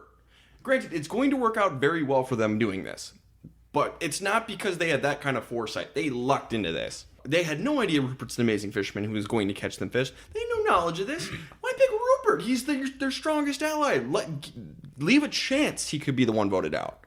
This move drives me nuts. I cannot understand why they kidnapped Rupert. And I disagree with you very strongly on this. Okay. So I'm glad that we have some civil discourse here. I think Rupert was the perfect pick. One, take who you believe to be their lead provider, by all counts, and take that away from them for 3 days, because now they're going to have that wrench that they threw into their own machine stuck a little bit deeper, because now they're without their provider. They're not going to eat as well. Also, if you take away Rupert, everyone, and they talk about this, Rupert's been gone a long time. Has he been fraternizing with the enemy? Are they courting him? Are they offering him an alliance come merge time that he could swing to their side? And that's going to sow seeds of doubt in his original tribe. Can we trust Rupert? And I love this. I think it was a perfect move. You're playing for the future and not for that vote out. I think that's results-oriented thinking. I think it works out very well for them. I don't think they had that in mind when they made the pick. And I don't think they didn't know Rupert was their lead provider. They didn't know. But I think if you are taking away someone who seems to be a leader, and he's very vocal in challenges, why not try to weaken them? And why not try to, take away their dominant hand? Because if you can do that, you're incapacitating them, and it could be strategic. Maybe they don't trust him when he comes back and they vote him out. So I do think rather than trying to guess who they're going to vote out next and, basically take away a weak person and force them to have that weak person in the future, play for the future. Which, again, it does end up working out for them, and I can see your point, but I do like the move to try and stir up the game a little bit more, because at this point, they voted out 3, and Drake has voted out nobody. Yep. So I like this move. I'm siding with Ryan on this one. Thank you. I get the reasoning, but if, you're going to go with the whole, sow seeds of doubt in the tribe because you have someone over, you can do that with anybody. It doesn't have to be the main person. So, and I think that there's more value in keeping the weakest person, or who you perceive as the weakest person, around for another 3 days. So Drake's going to tribal councils. Sans Rupert. Johnny Fairplay is playing both sides of the bench. We got Trish, Sandra, and Krista on one side. They're voting for Burton. Burton, Sean, and Michelle on the other side. They are voting for Krista. And John is kind of in the middle. It's really his call. So he gets drunk. Yes, the best play. He goes to tribal council and Probst is like, Fairplay, are you loaded? Yeah. Love Johnny Fairplay. He's great TV. We find out a little bit later what happened. On the way to tribal council, John told Sean, hey, Burton's going. Do with that what you will. Sean's like, oh crap, I'm going to vote for Burton too. So 5 votes for Burton, 2 votes for Krista. Even Sean flips. This is a terrible move. The challenge A should not have been thrown. We shouldn't be here. Morgan should be at tribal council. But let's say they hadn't thrown the challenge and we competed regularly and Drake lost. Let's say that happened. Michelle's the proper vote. Because the 3 in the minority, Michelle's the weakest. Keep Burton and Sean around to keep winning. The only thing that they, I think, alluded to in the episode was Sean and Burton are more likely to jump ship come merge time, and they don't know how many opportunities they're going to have to get rid of people who are willing to jump ship. I can see that being an argument, but I tend to be on your side on this. I think we're far enough in that if a tribe swap happens, I think that if you do go with a vote like Michelle, you're going to be able to keep Sean and Burton out of Morgan hands, even if a tribe swap happens. So I don't really like the move either.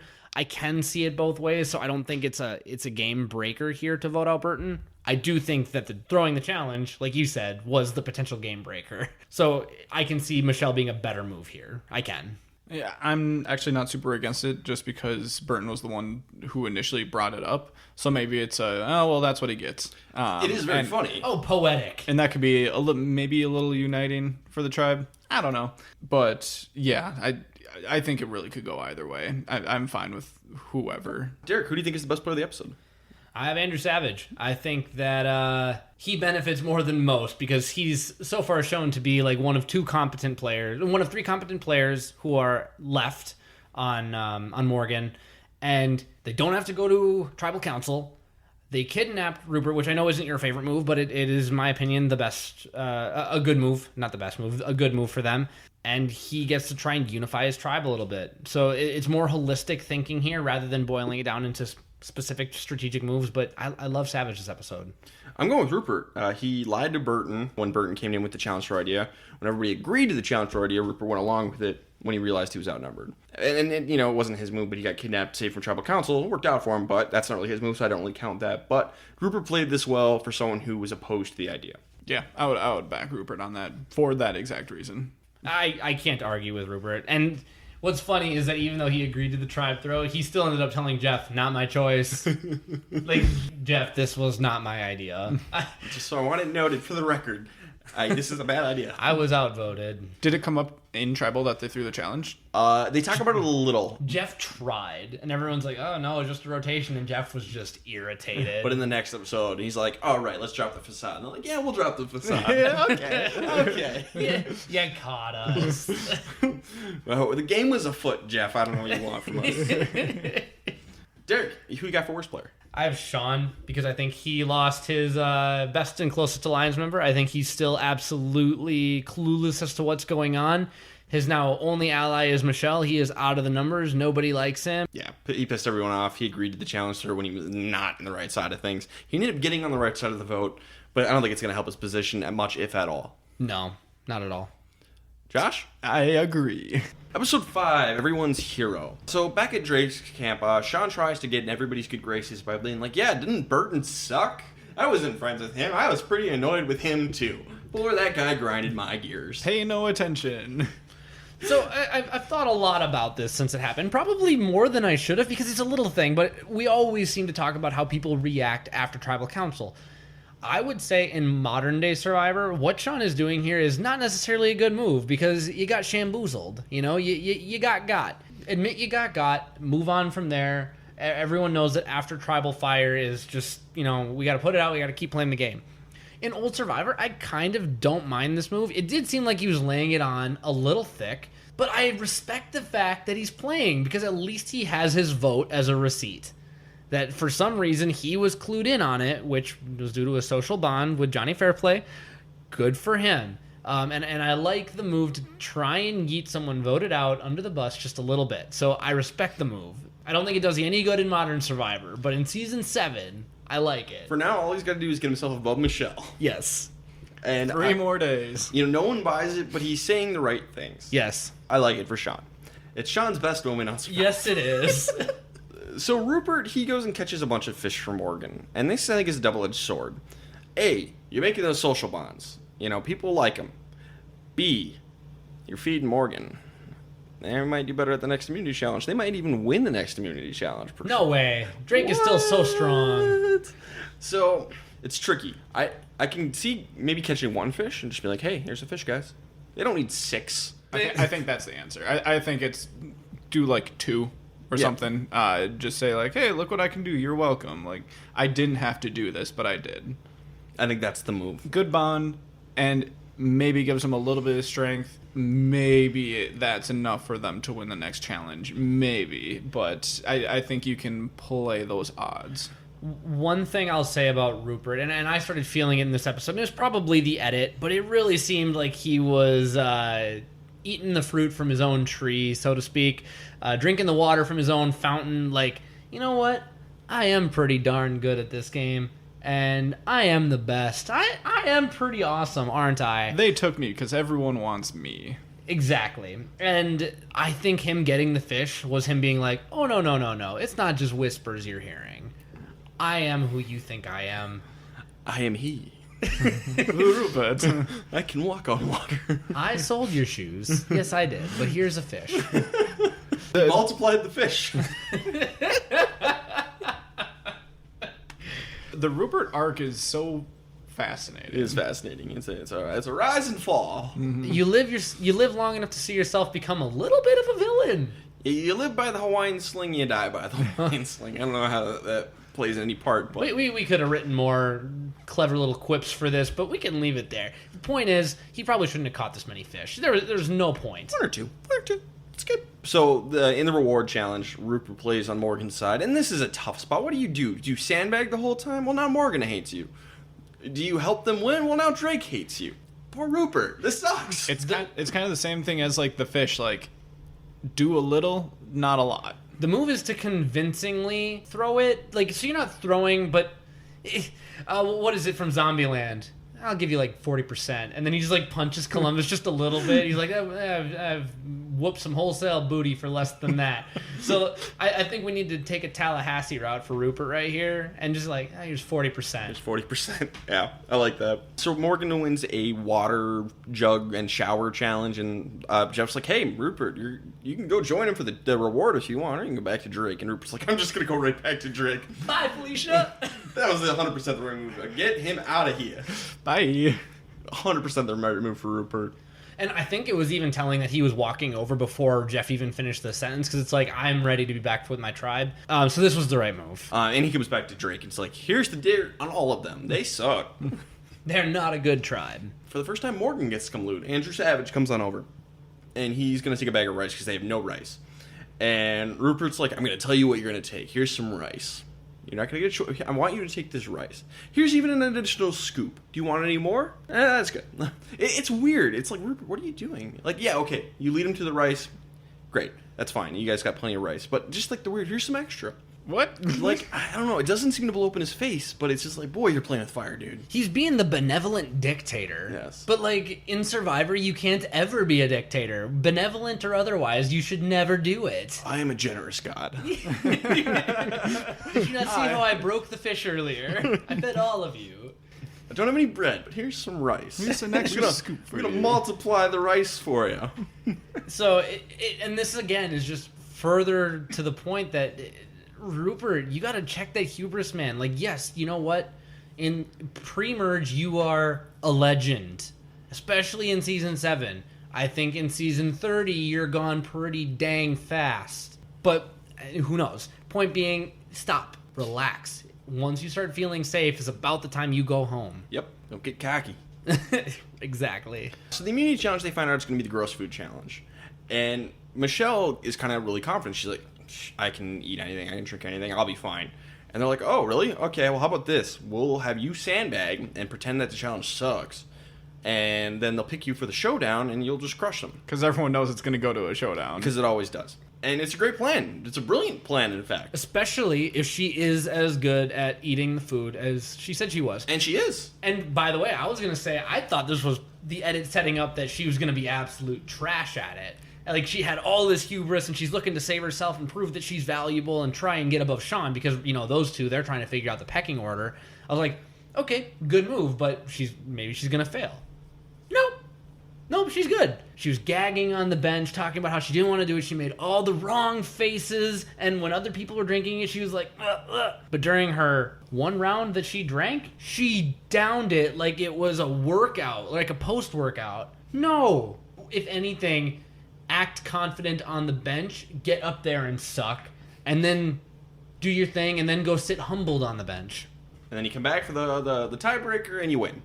And then you come back for the tiebreaker, and you're the hero. Everyone's hero. Everyone's hero. She doesn't. She's amazing at the challenge, which is bad for her. And so it becomes Dara versus Sandra in the showdown, and Dara wins. Because Morgan was like, oh, dang. She wasn't confident, but she was good. So they viewed it as like, wow, Michelle, you know what? You can do anything you set your mind to. Wow, good job, Michelle. Way to overcome it. And it's like, I mean, that's a good thing for you on a personal level, but you were super cocky and your plan failed. It was so bad. It was so bad. Why would you do that? Why? It's the most questionable move one of the most questionable moves I've ever seen. Especially because you don't even need to be an Oscar award-winning actor to, like, gag up this calamari, whatever it was, anchovy seawater smoothie. Ugh. And nobody's mad at Sandra for losing because, like, yeah, that wasn't your fault. This is Michelle's fault. So they go to Tribal Council, and it's Michelle versus Sean, and it's 6 votes for Michelle, 1 vote for Sean. That's the right move. Yep. Sean's better in challenges. Yep. But even though Michelle's great at a challenge when she's not supposed to be. This is 100% Michelle's fault. She should go home for this. She could have saved herself. Yep. She shot herself in the foot on this one. Mm-hmm. So for best player of the episode, I have Rupert. He built bonds with the Morgan tribe. He gave info to Drake. He's really playing with fire. But he was dealt a bad hand and he played it fairly well considering he was in a really tough spot. Yes, could all blow up in his face. But in this particular episode, he played it well and best of the episode. I agree with Rupert. I wanted to give an honorable mention to Rhino. I think this was actually a spot in the season where they started to give him a little bit more screen time and saying, like, they showed him building a stronger bond with Rupert. Like, you know, he's a good guy. He's willing to come out and try and learn how to spearfish with me. I really like Rhino. And he didn't really say that about anyone else on the Morgan tribe. So through Rupert, I want to give Rhino a great acknowledgement for an episode. And also they won immunity and didn't have to lose somebody else. So good on them for that. Yeah, you guys said Rupert, so I would echo that. Made the most of a tricky situation. Agreed. Worst player, I don't actually have one because it's clearly Michelle, but we can't give it to her. And I don't think anybody else played poorly in this episode. Sean worked himself up. He survived this episode. The rest of the Drake tribe did fine. Sandra did lose the challenge, but again, nobody was mad at her. And then Morgan, only good things happened to them in this episode. I had Sean here just because now he is decisively the next one to go on his tribe. But I agree with you. I mean, I know that there are times where we don't award a worst, and maybe I can rescind this. I'm not opposed to it. But just because I wrote it at the time, I'm going to leave it as Sean just because he has no allies left, and it's definitely him next. I feel weird not giving out a worst player with this many people in the game. You could find someone on the other tribe who just didn't have a great episode. I don't know. We didn't spend a lot of time with the Morgans this Anytime episode. we did, it was with Rupert. Yeah, it was the Rupert show. Yes. That's what it was. So I would go with Sean, I guess. Yeah. It's fine. Reward Sean for his best moment, dang it. No. Episode 6, Me and My Snake. Weirdest title ever. Now, is it referring to Rupert Snake or is it referring to Johnny Fairplay? Who's the real snake? Who knows? So we get a visitor over on Morgan. Pelican Pete has decided to stop over at Morgan Tribe. Austin wants to kill it. Rhino loves this pelican. Andrew thinks it's cool that Rhino is such a big animal fan. And then Austin wants to like chop its head off with a machete. And it really pisses off Andrew and Rhino. They're livid at Austin for this. Austin, chill out. It's a bird, dude. And birds gonna do bird things. I did enjoy how each of these tribes ended up with their own little animal pal, like their own little Disney sidekick. we had Balboa over on the Drake tribe, and then we had Pelican Pete over on the Morgan tribe. That's great. So John goes and yells at Sean for being lazy, and they get into this big fight again.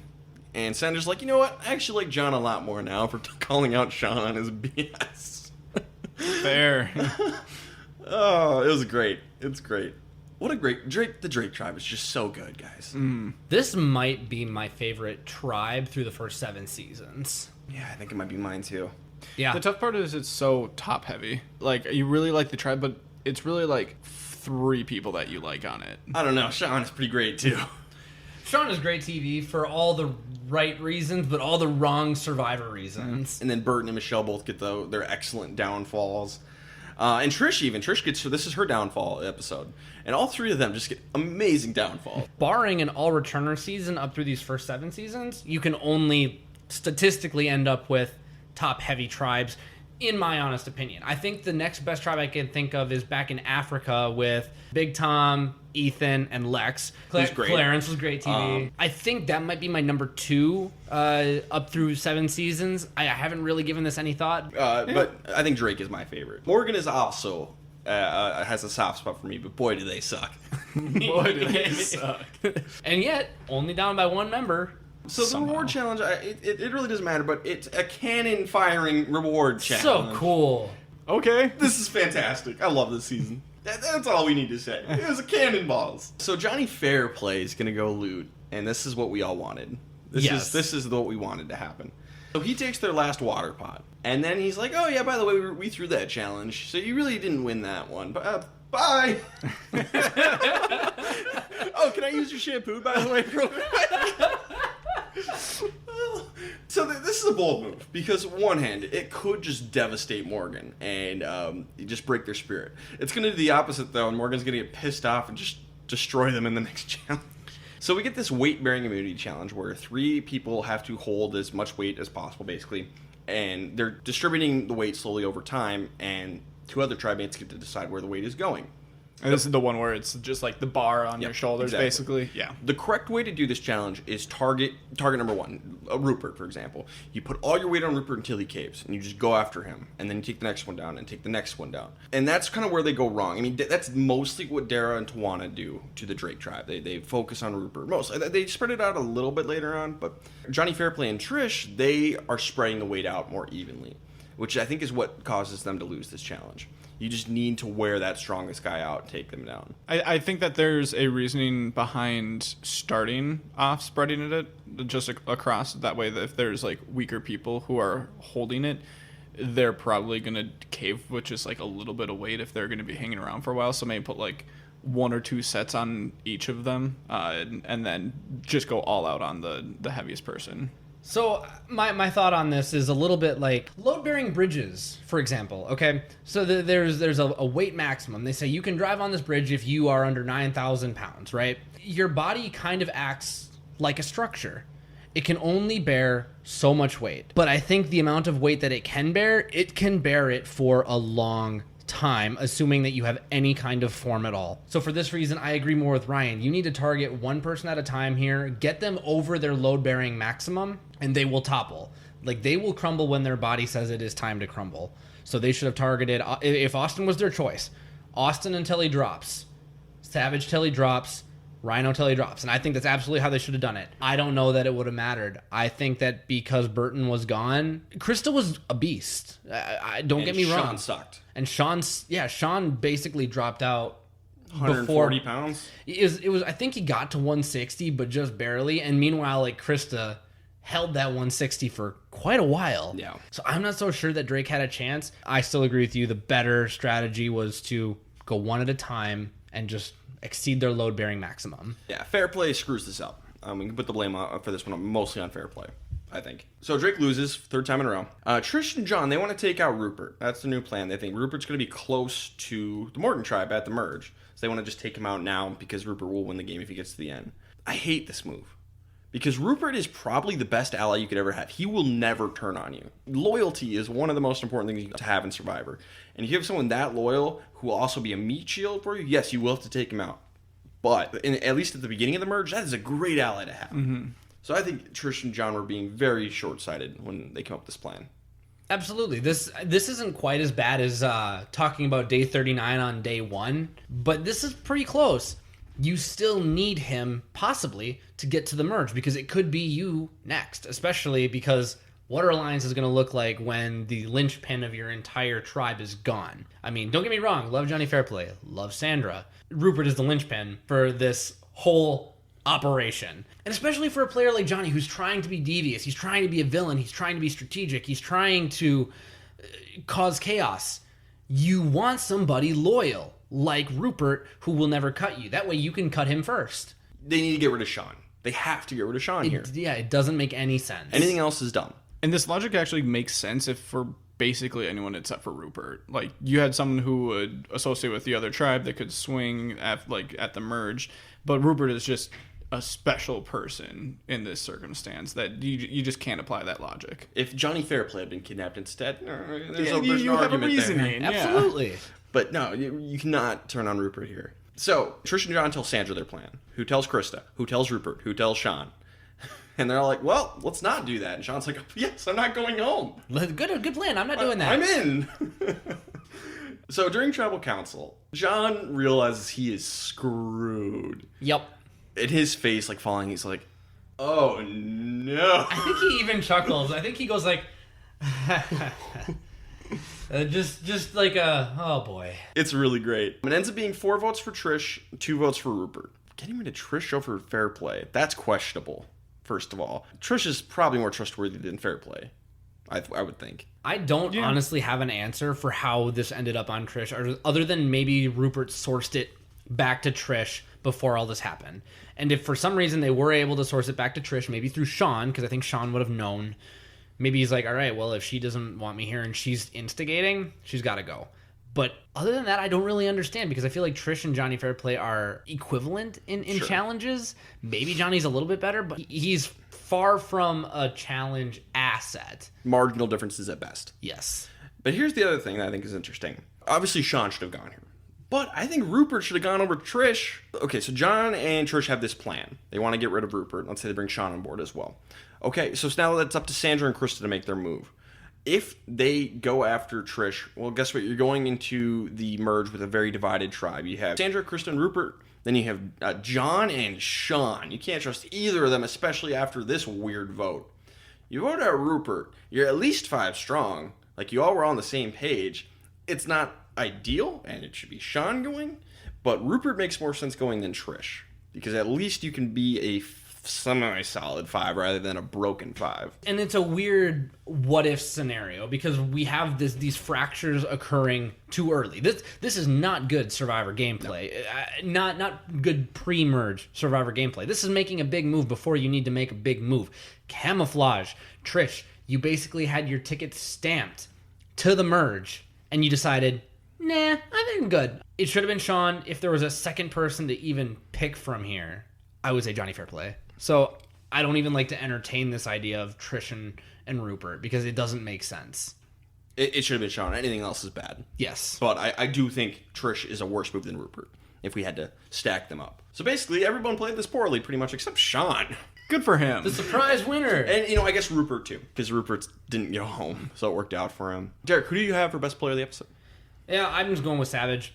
On the other tribe, they won immunity again. He was a beast in the challenge and held the weight despite everyone thinking that he shouldn't be able to do it. And their tribe has momentum. And just like any other sport, Survivor has momentum. And we have now shown that Drake has none of it. They have come to a screeching halt. It's all their fault. And you know what? Savage and Company, which is basically what Morgan should be called at this point, are capitalizing. So I say Savage. I went with Rupert because he formed such tight social bonds with Kristen and Sandra that they saved him. And he helped eliminate Trish, which is someone who's coming after him. And if you can get somebody who's coming after you out of the game, that's great. My only argument against Rupert is that he didn't really do anything in this episode. It was dividends being paid on all of what he had done before that point. Sure. But that being said, I can't argue with the fact that if you're going to go head-to-head with someone in Survivor, anytime that you come out victorious is a win for you. He has this target painted on his back, but that target's not going anywhere for the rest of the game. So now whenever he plays well, his threat level is not really changed. It can't go up. Yeah. I'm going to go with Savage. Boo. Yeah. Suck it, Ryan. Thanks, Josh. Even if you're just doing it to appease me. I appreciate it. No, I agree with your reasoning. Yeah. You had a strong episode. How about worst player? As if it's even a question. This is Johnny Fairplay, no doubt. I mean, again, we can't give it to Trish. She shot herself in the foot. But Johnny, there was no point in targeting Rupert. If you want to sow seeds of chaos, you need loyal people with you to go on that roller coaster. And Rupert is that. And if you don't know that by now, you're not a good Survivor player. And if you're trying to make this move now in the pre-merge, you're not a good Survivor player. And I'm not saying that he's not good. I'm just saying these are some boneheaded moves that are coming very close together and are showing that he's got this social unawareness about him, and he needs to figure it out. He was fighting with Sean. He pissed off the Morgan tribe. He had a very poor performance in the immunity challenge. He put too much trust in Sandra, and going after Rupert was a bad move. It's Johnny Fairplay. It's not even close. More like Johnny Bad Play. Oh, Dab. I would agree. Thanks, Josh. Hey, Josh. So let's get into the last episode of the pre-merge, titled, What the? ? Part 1. So the episode begins with Rupert yelling at John, "Who voted for me?" And if I'm Johnny Fairplay, I'm pooping my pants. I mentioned earlier on the podcast that Rupert has a bit of a temper. Rupert has a bit of a temper, and I think this is the biggest verbal assailing I've ever seen in Survivor. I can't actually remember someone getting this mad that I've seen from seasons 27 through 40 and that I've seen from seasons 1 through 6. Rupert seems genuinely mad. I do think this is the worst blow-up that you've seen. There are worse blow-ups, but I think it's the worst one you've seen. I'll believe that. But I gotta say, for Fair Play Sparta, he does a pretty good job of just throwing Trish right under the bus. He's like, hey, that's just what Trish told me to do, man. I thought everybody was on board. I don't know. I just thought that's where the numbers were going. It's a decent job. Rupert doesn't completely buy it, but it definitely diffuses the situation eventually. There's not a perfect solution here, so that's about the best that you can make out of it. What's wild to me is the irony of the situation, because in modern Survivor, the person who gets blindsided is the one who comes back to camp angry, and this time he's like, dude, I already lost tonight. Why are you still mad at me? I'm the only loser here. Like, everybody else knew, and I didn't, and you guys didn't tell me. That tells you everything. Why are you mad at me? But this is, again, more of Rupert maybe showing that hubris a little bit. I agree. He does what he can to diffuse the situation. Why'd you vote for me? That's why I thought the numbers were going. Did you vote for me? You already asked me that. Yes, I did. Isn't it obvious? What else can you do when you're Fair Play at this point? Just play fair. So, and then the next day, John and Sean have a huge fight. Again, this is like their fourth one about cooking coconut. Sean doesn't want to cook coconut. Everybody else does want to. So John's cooking the coconut, and Sean's like, nah, we don't have time for that. And John's like, what the hell, man? Everyone wants coconut but you. You can help, and it'll go faster. He's like, I don't want to help. He's like, okay, then stop. Also, if you say that you don't have time for that, what do you have to go do? We gotta go to a challenge. Yeah, they said something like, we have to get ready to leave for the challenge in like 20 minutes or something. She's like, you threatening me with physical violence, bro? Because I will see you walk off that beach and I will smile. And I was like, whoo. Fair Play is bold, but he's right. He's right. If Sean throws a punch, he's out of the game. Sean is not going to throw a punch. You know, it is not the ideal way to win. But in theory, if you get everybody to punch you once, you win Survivor. Hey, you know what? If I have the option for $1 million, I get punched 15 times. I'll take it. Yeah. Deal. And they didn't say you can't move. Like, so I could like move. Oh, you got me in the shoulder. Ow, you have a bruise there. Oh, I got hit in the shoulder again. You know, you don't have to take it in the face. And by the way, we're not advocating to go out there and make everybody so mad that you get punched 17, 15, 19 times, depending on the cast size. But it's an option. That's one way to do it. Has a punch ever been thrown on Survivor? No. I don't think so. No one has ever been ejected for physical violence. Yeah. No, hasn't happened. Got close one time. Cross your fingers. I think I You actually know. haven't seen it. Neither of you have seen it. And I actually think I know who it is. Believe it or not. Well, we'll see. We'll see. Yeah, neither of you have seen the season. Narrowed it It's down to close. 4 seasons, so. It's 1 of 4. So then we get to a challenge, which is a very just regular challenge, nothing unusual. Except all of a sudden, the 6 previously eliminated castaways are walking onto the beach. Welcome, Outcast Tribe. Supplies! So here's what's going on. It's a challenge, 3-way challenge. If both Drake and Morgan win, the Outcasts are gone. If one, let's say Drake wins, and then the Outcast gets second, Morgan gets third. Morgan has to vote a tribe member out. Outcasts get to vote a tribe member in. If the Outcasts beat both of them, each tribe is voting somebody else out. 2 people are getting voted in from the Outcast tribe. When I was a kid, man, this was like the greatest episode ever. I was over the moon. Oh my gosh, so many things can happen. This is so cool.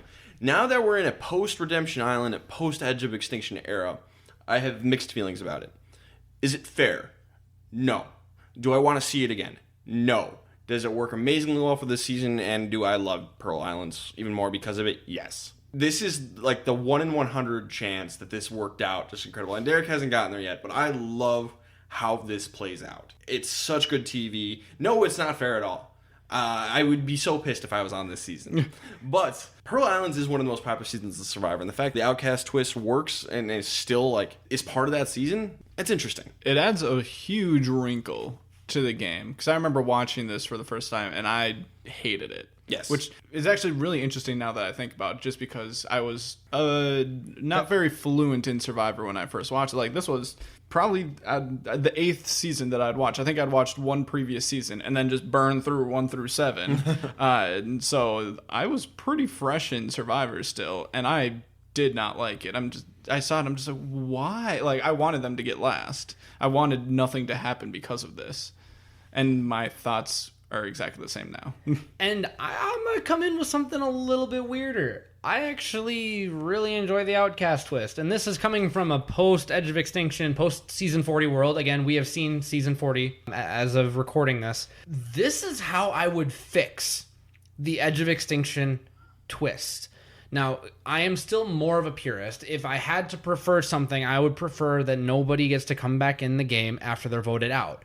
But I think there's one small thing you can do to make this better. And that's the players need to know that they're going to the Outcast tribe. That way the people in the game know that whoever they're sending out, there's a chance they have to come back in. And I think that really changes strategies and gives options to the players, which you're a proponent for. Now, I know that that's going to be really wonky on some like Redemption Island seasons, but I do like this infinitely better than Edge of Extinction.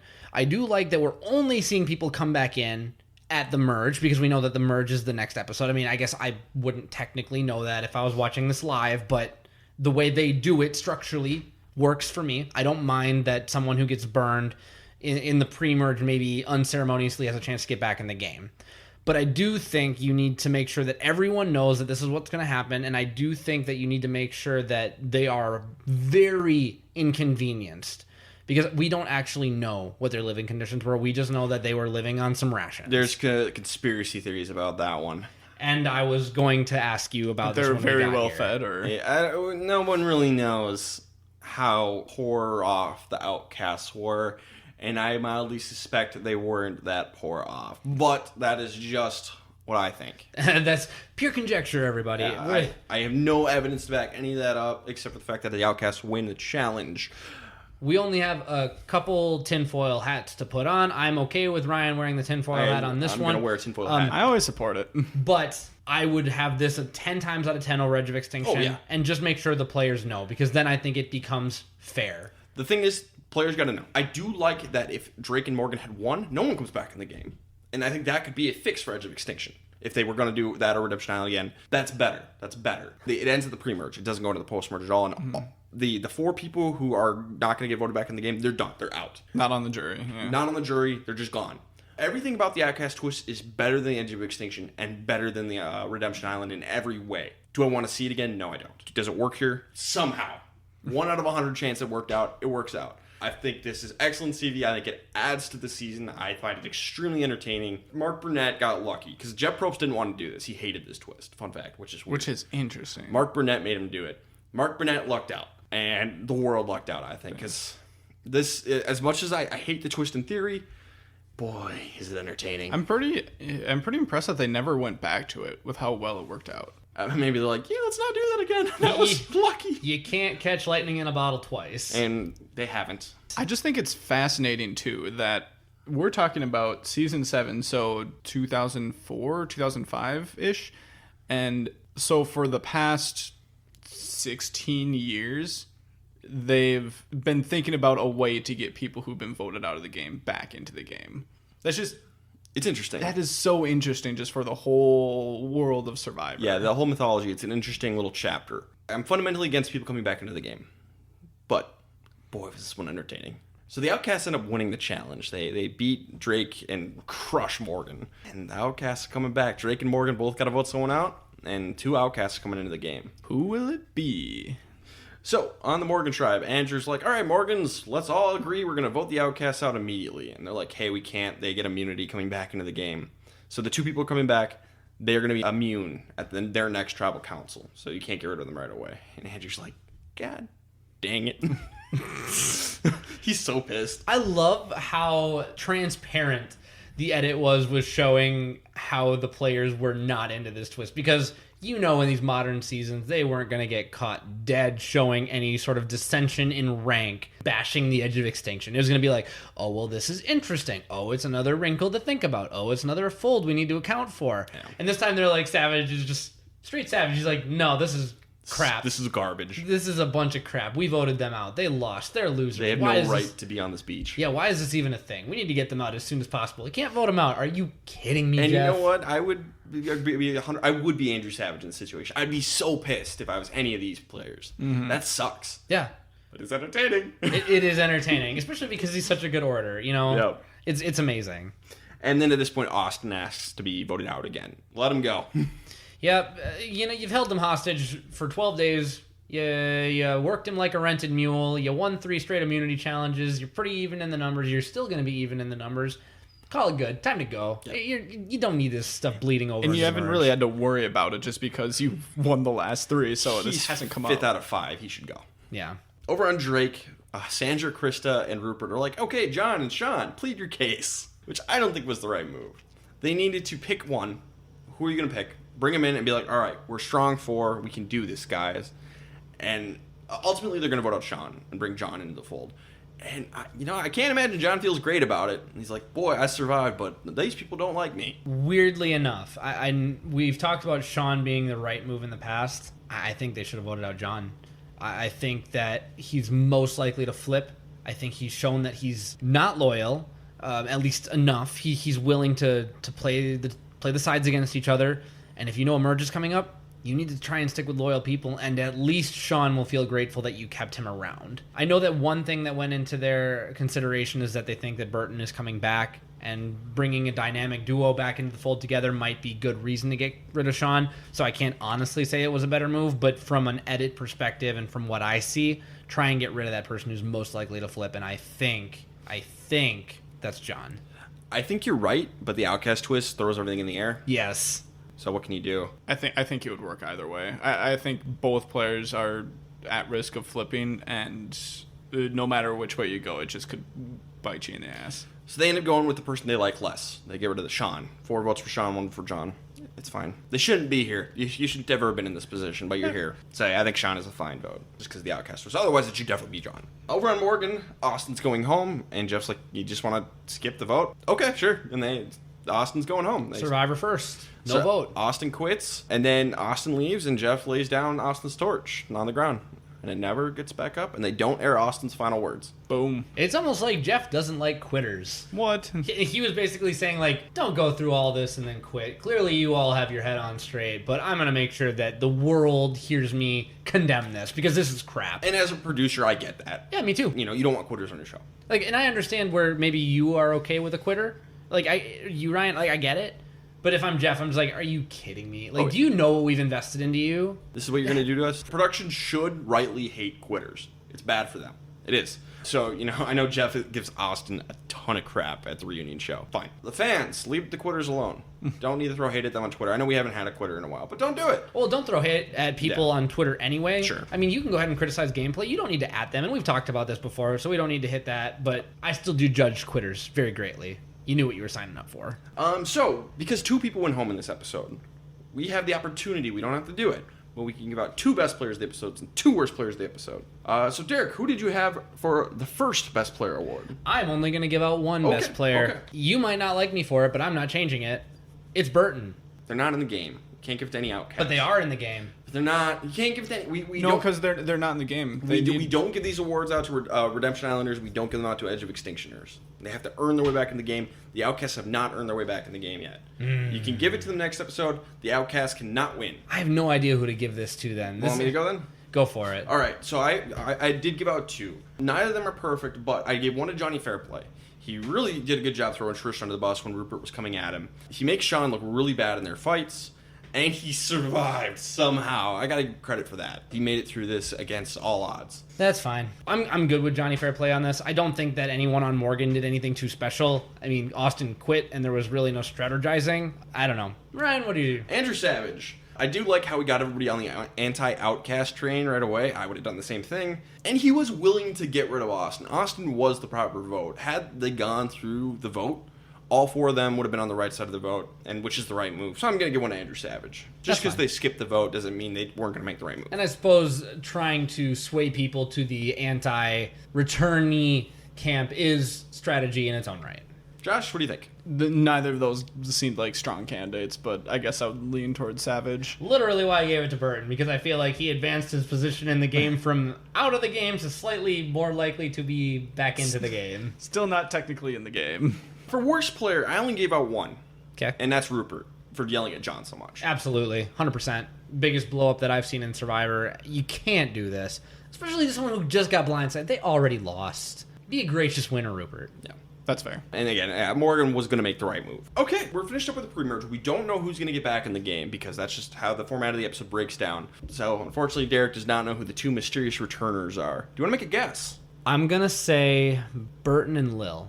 Okay. I think Burton did more than enough in the challenge to warrant strong consideration to get voted back into the game and proving that he belongs in Survivor. And I think that everybody likes Lil. I don't think you can dislike Lil. If you have to pick one person off performance and one person off social, I think that those are the two. So now, since we're through the pre-merge, now is when we give out our awards for best player of the pre-merge and worst player of the pre-merge. Now, anybody who's been voted out is not eligible for either award.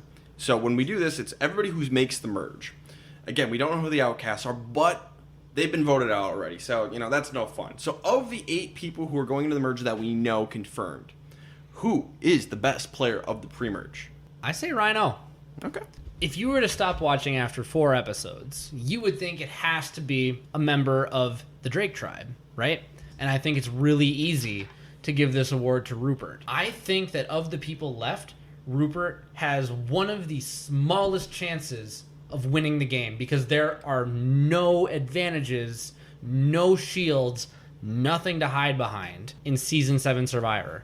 So just because he has played the world's best pre-merge, like in terms of physical dominance, I do not think he has set himself up to win this game at all.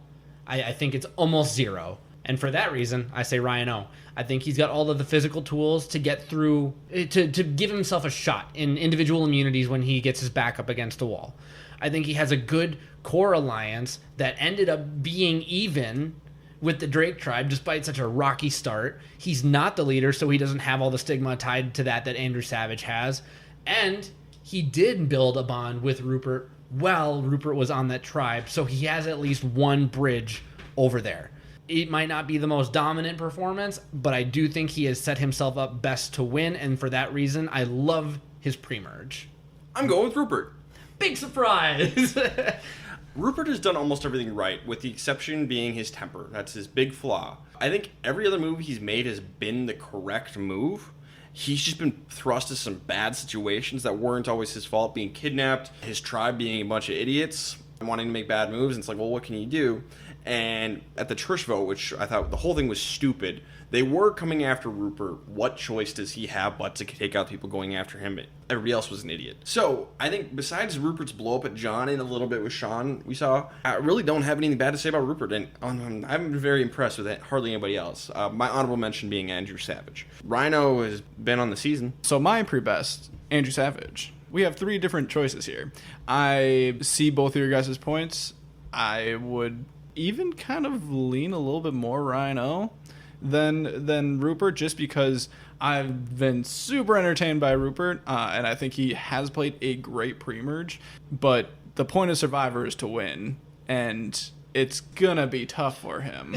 The question was not who is most likely to win the game or least likely to win the game. I know, but if you go with the mentality of what makes you the best in the pre-merge, it is to set yourself up going forward. And I think I have used those exact words in a previous podcast of ours. I think Savage has done a great job not being pulled down by the whole leader role, and he's set himself up, at least now that they're even going into the merge, that he's given himself a fighting chance, basically, to not just be cut down immediately.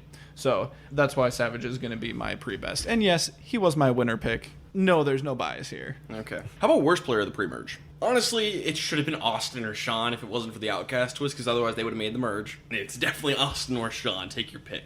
So who do we have left? Tawana and Dara are there. I think Andrew has played well. I think Rhino has played well. Okay. Morgan's off the table. Got our 4 Drakes. Obviously, it's not Rupert. Kirsten and Sandra played the same game. Sandra had a temper blow up at his worst of challenges. Okay, so I'm eliminating Krista. That leaves Sandra and Johnny Fairplay. I just think Johnny Fairplay has had a little bit more game awareness than Sandra, just in terms of understanding the mechanics of the Survivor. But what is bad about both of them is they were both on board to throw the challenge and get rid of Burton. Terrible. And then at episode 6, Fairplay tried to turn the whole thing on Rupert, which is bad.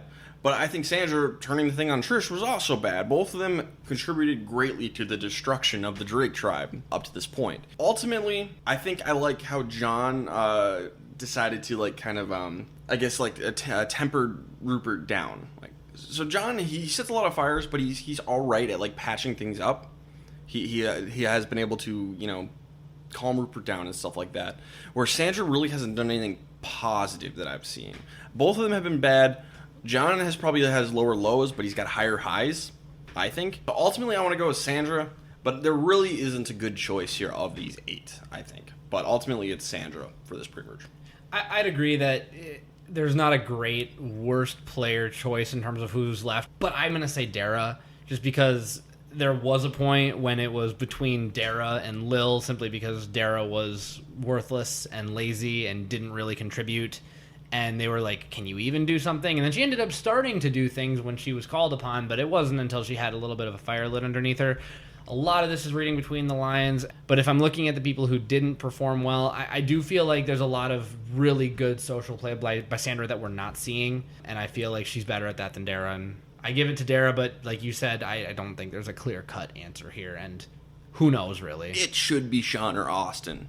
But there's a twist, which we can't. Always a twist. I think it would be easy to just go with someone who you haven't really seen a lot from, like a Dara or like a Tawana, but that's no fun. I am actually going to mostly agree with what Ryan was talking about, but I think he made the wrong decision in like the tiebreaker. Okay. I think you're knocking too much on Sandra and giving Johnny Fairplay a little bit too much benefit. Sure. You one of the things you actually specifically said is that you didn't see really much positives from Sandra.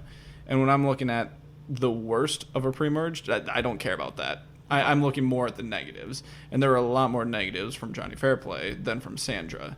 Even if we go with what we really like to champion here, at least Derek likes to champion, is the chameleon strategy. Johnny Fairplay did not do that. And Sandra, for the most part, did. There were definitely some things where she didn't, but definitely did much more than he did. So I'm going to go with Johnny Fairplay. I'm going to go back, and I'm going to change my answer. I'm going to agree with Johnny Fairplay for one specific reason. I forgot how much during this entire podcast we talked about how socially unaware Johnny Fairplay is. So he's kind of here despite himself. He was put on a supercharged tribe and then managed to survive through a really chaotic piece where 3 people shot themselves gruesomely in the foot. He's kind of here despite himself and being a jerk to everyone and having numerous blowups and having zero social awareness. I think it has to be Johnny Fairplay, and I agree with you, Josh. I'm also changing my decision.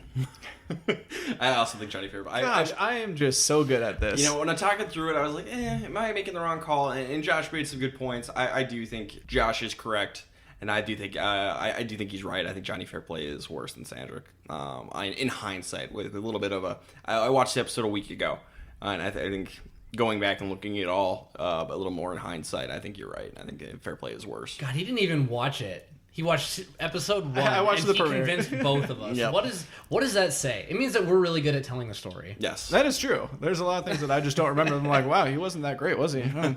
This makes sense. But all 3 of our winner picks are still in it, going into the merge, so that's great. If you had the opportunity, which you don't, but if you did, who would you change your winner pick to if you could? Rhino, 100%. I'm going to go ahead and say it. I would never come into this merge episode thinking Sandra even had a shot at winning. After episode 1, she basically goes invisible except for a couple blow-ups and a couple strategic moves. She's not there. 3 big players who get a lot of screen time, and then some lesser-known people who are getting less screen time, but I think have a better chance of winning the game. And that's Ryan-O for me. And Sandra would not even be on my radar at this point. So that's why I would switch. I would switch to Andrew Savage, because I think they're the most cohesive unit. Drake is fractured.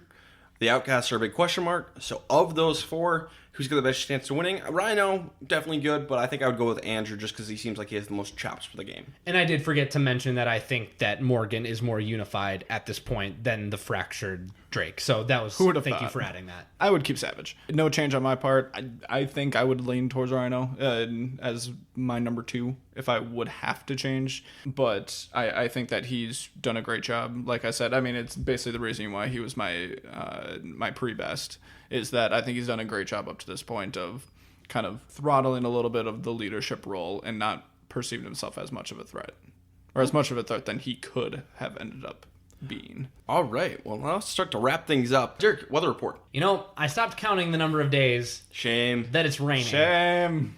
And the reason being, honestly, it took me out of the episode to take the note more than I wanted it to. Because oftentimes when they're showing the rain, they're showing something else interesting that's happening too. I'm still going to pay attention to the weather, and we're still going to talk about what we think is the worst.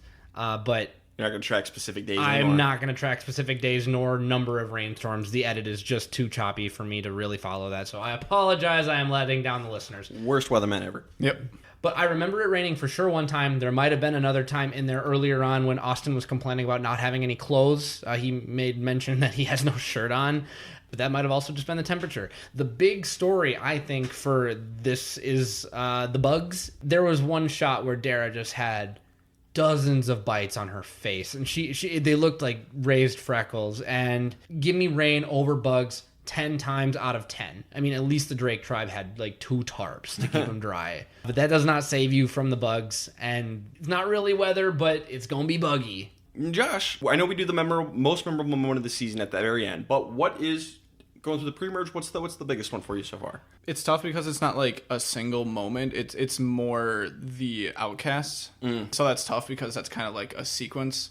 I think it counts. The outcast showing up. Yeah, and that's maybe that's what it is when they're walking in. That's big. I can also like picture vividly like Rupert yelling because he found the fishing end, whatever thing that fell off. Yeah, I can see him popping up out of the water and just freaking out about that. So yeah, those would be the couple. I guess if I had to pick one, the outcasts. I am so surprised you're not picking Rupert stealing the shoes. Because I feel like that's an iconic moment in history that even I knew about coming into this whole thing. But I'm not here to trash your pick. I'm just surprised. I get the outcast pick. I get it. And if I'd have known about that, I probably would remember that too. Yeah, I guess the shoes is so well known that I guess it should be. You know what? I'll fine, Derek. Fine. You're stealing my segment because you can't keep up with your own weather, but fine.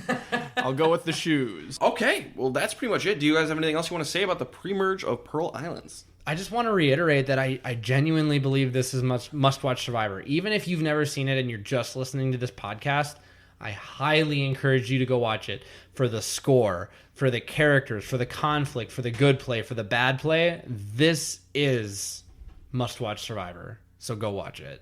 I agree. Deal. All right, this has been the Castaway Consultants. Got nothing else for you. Good night.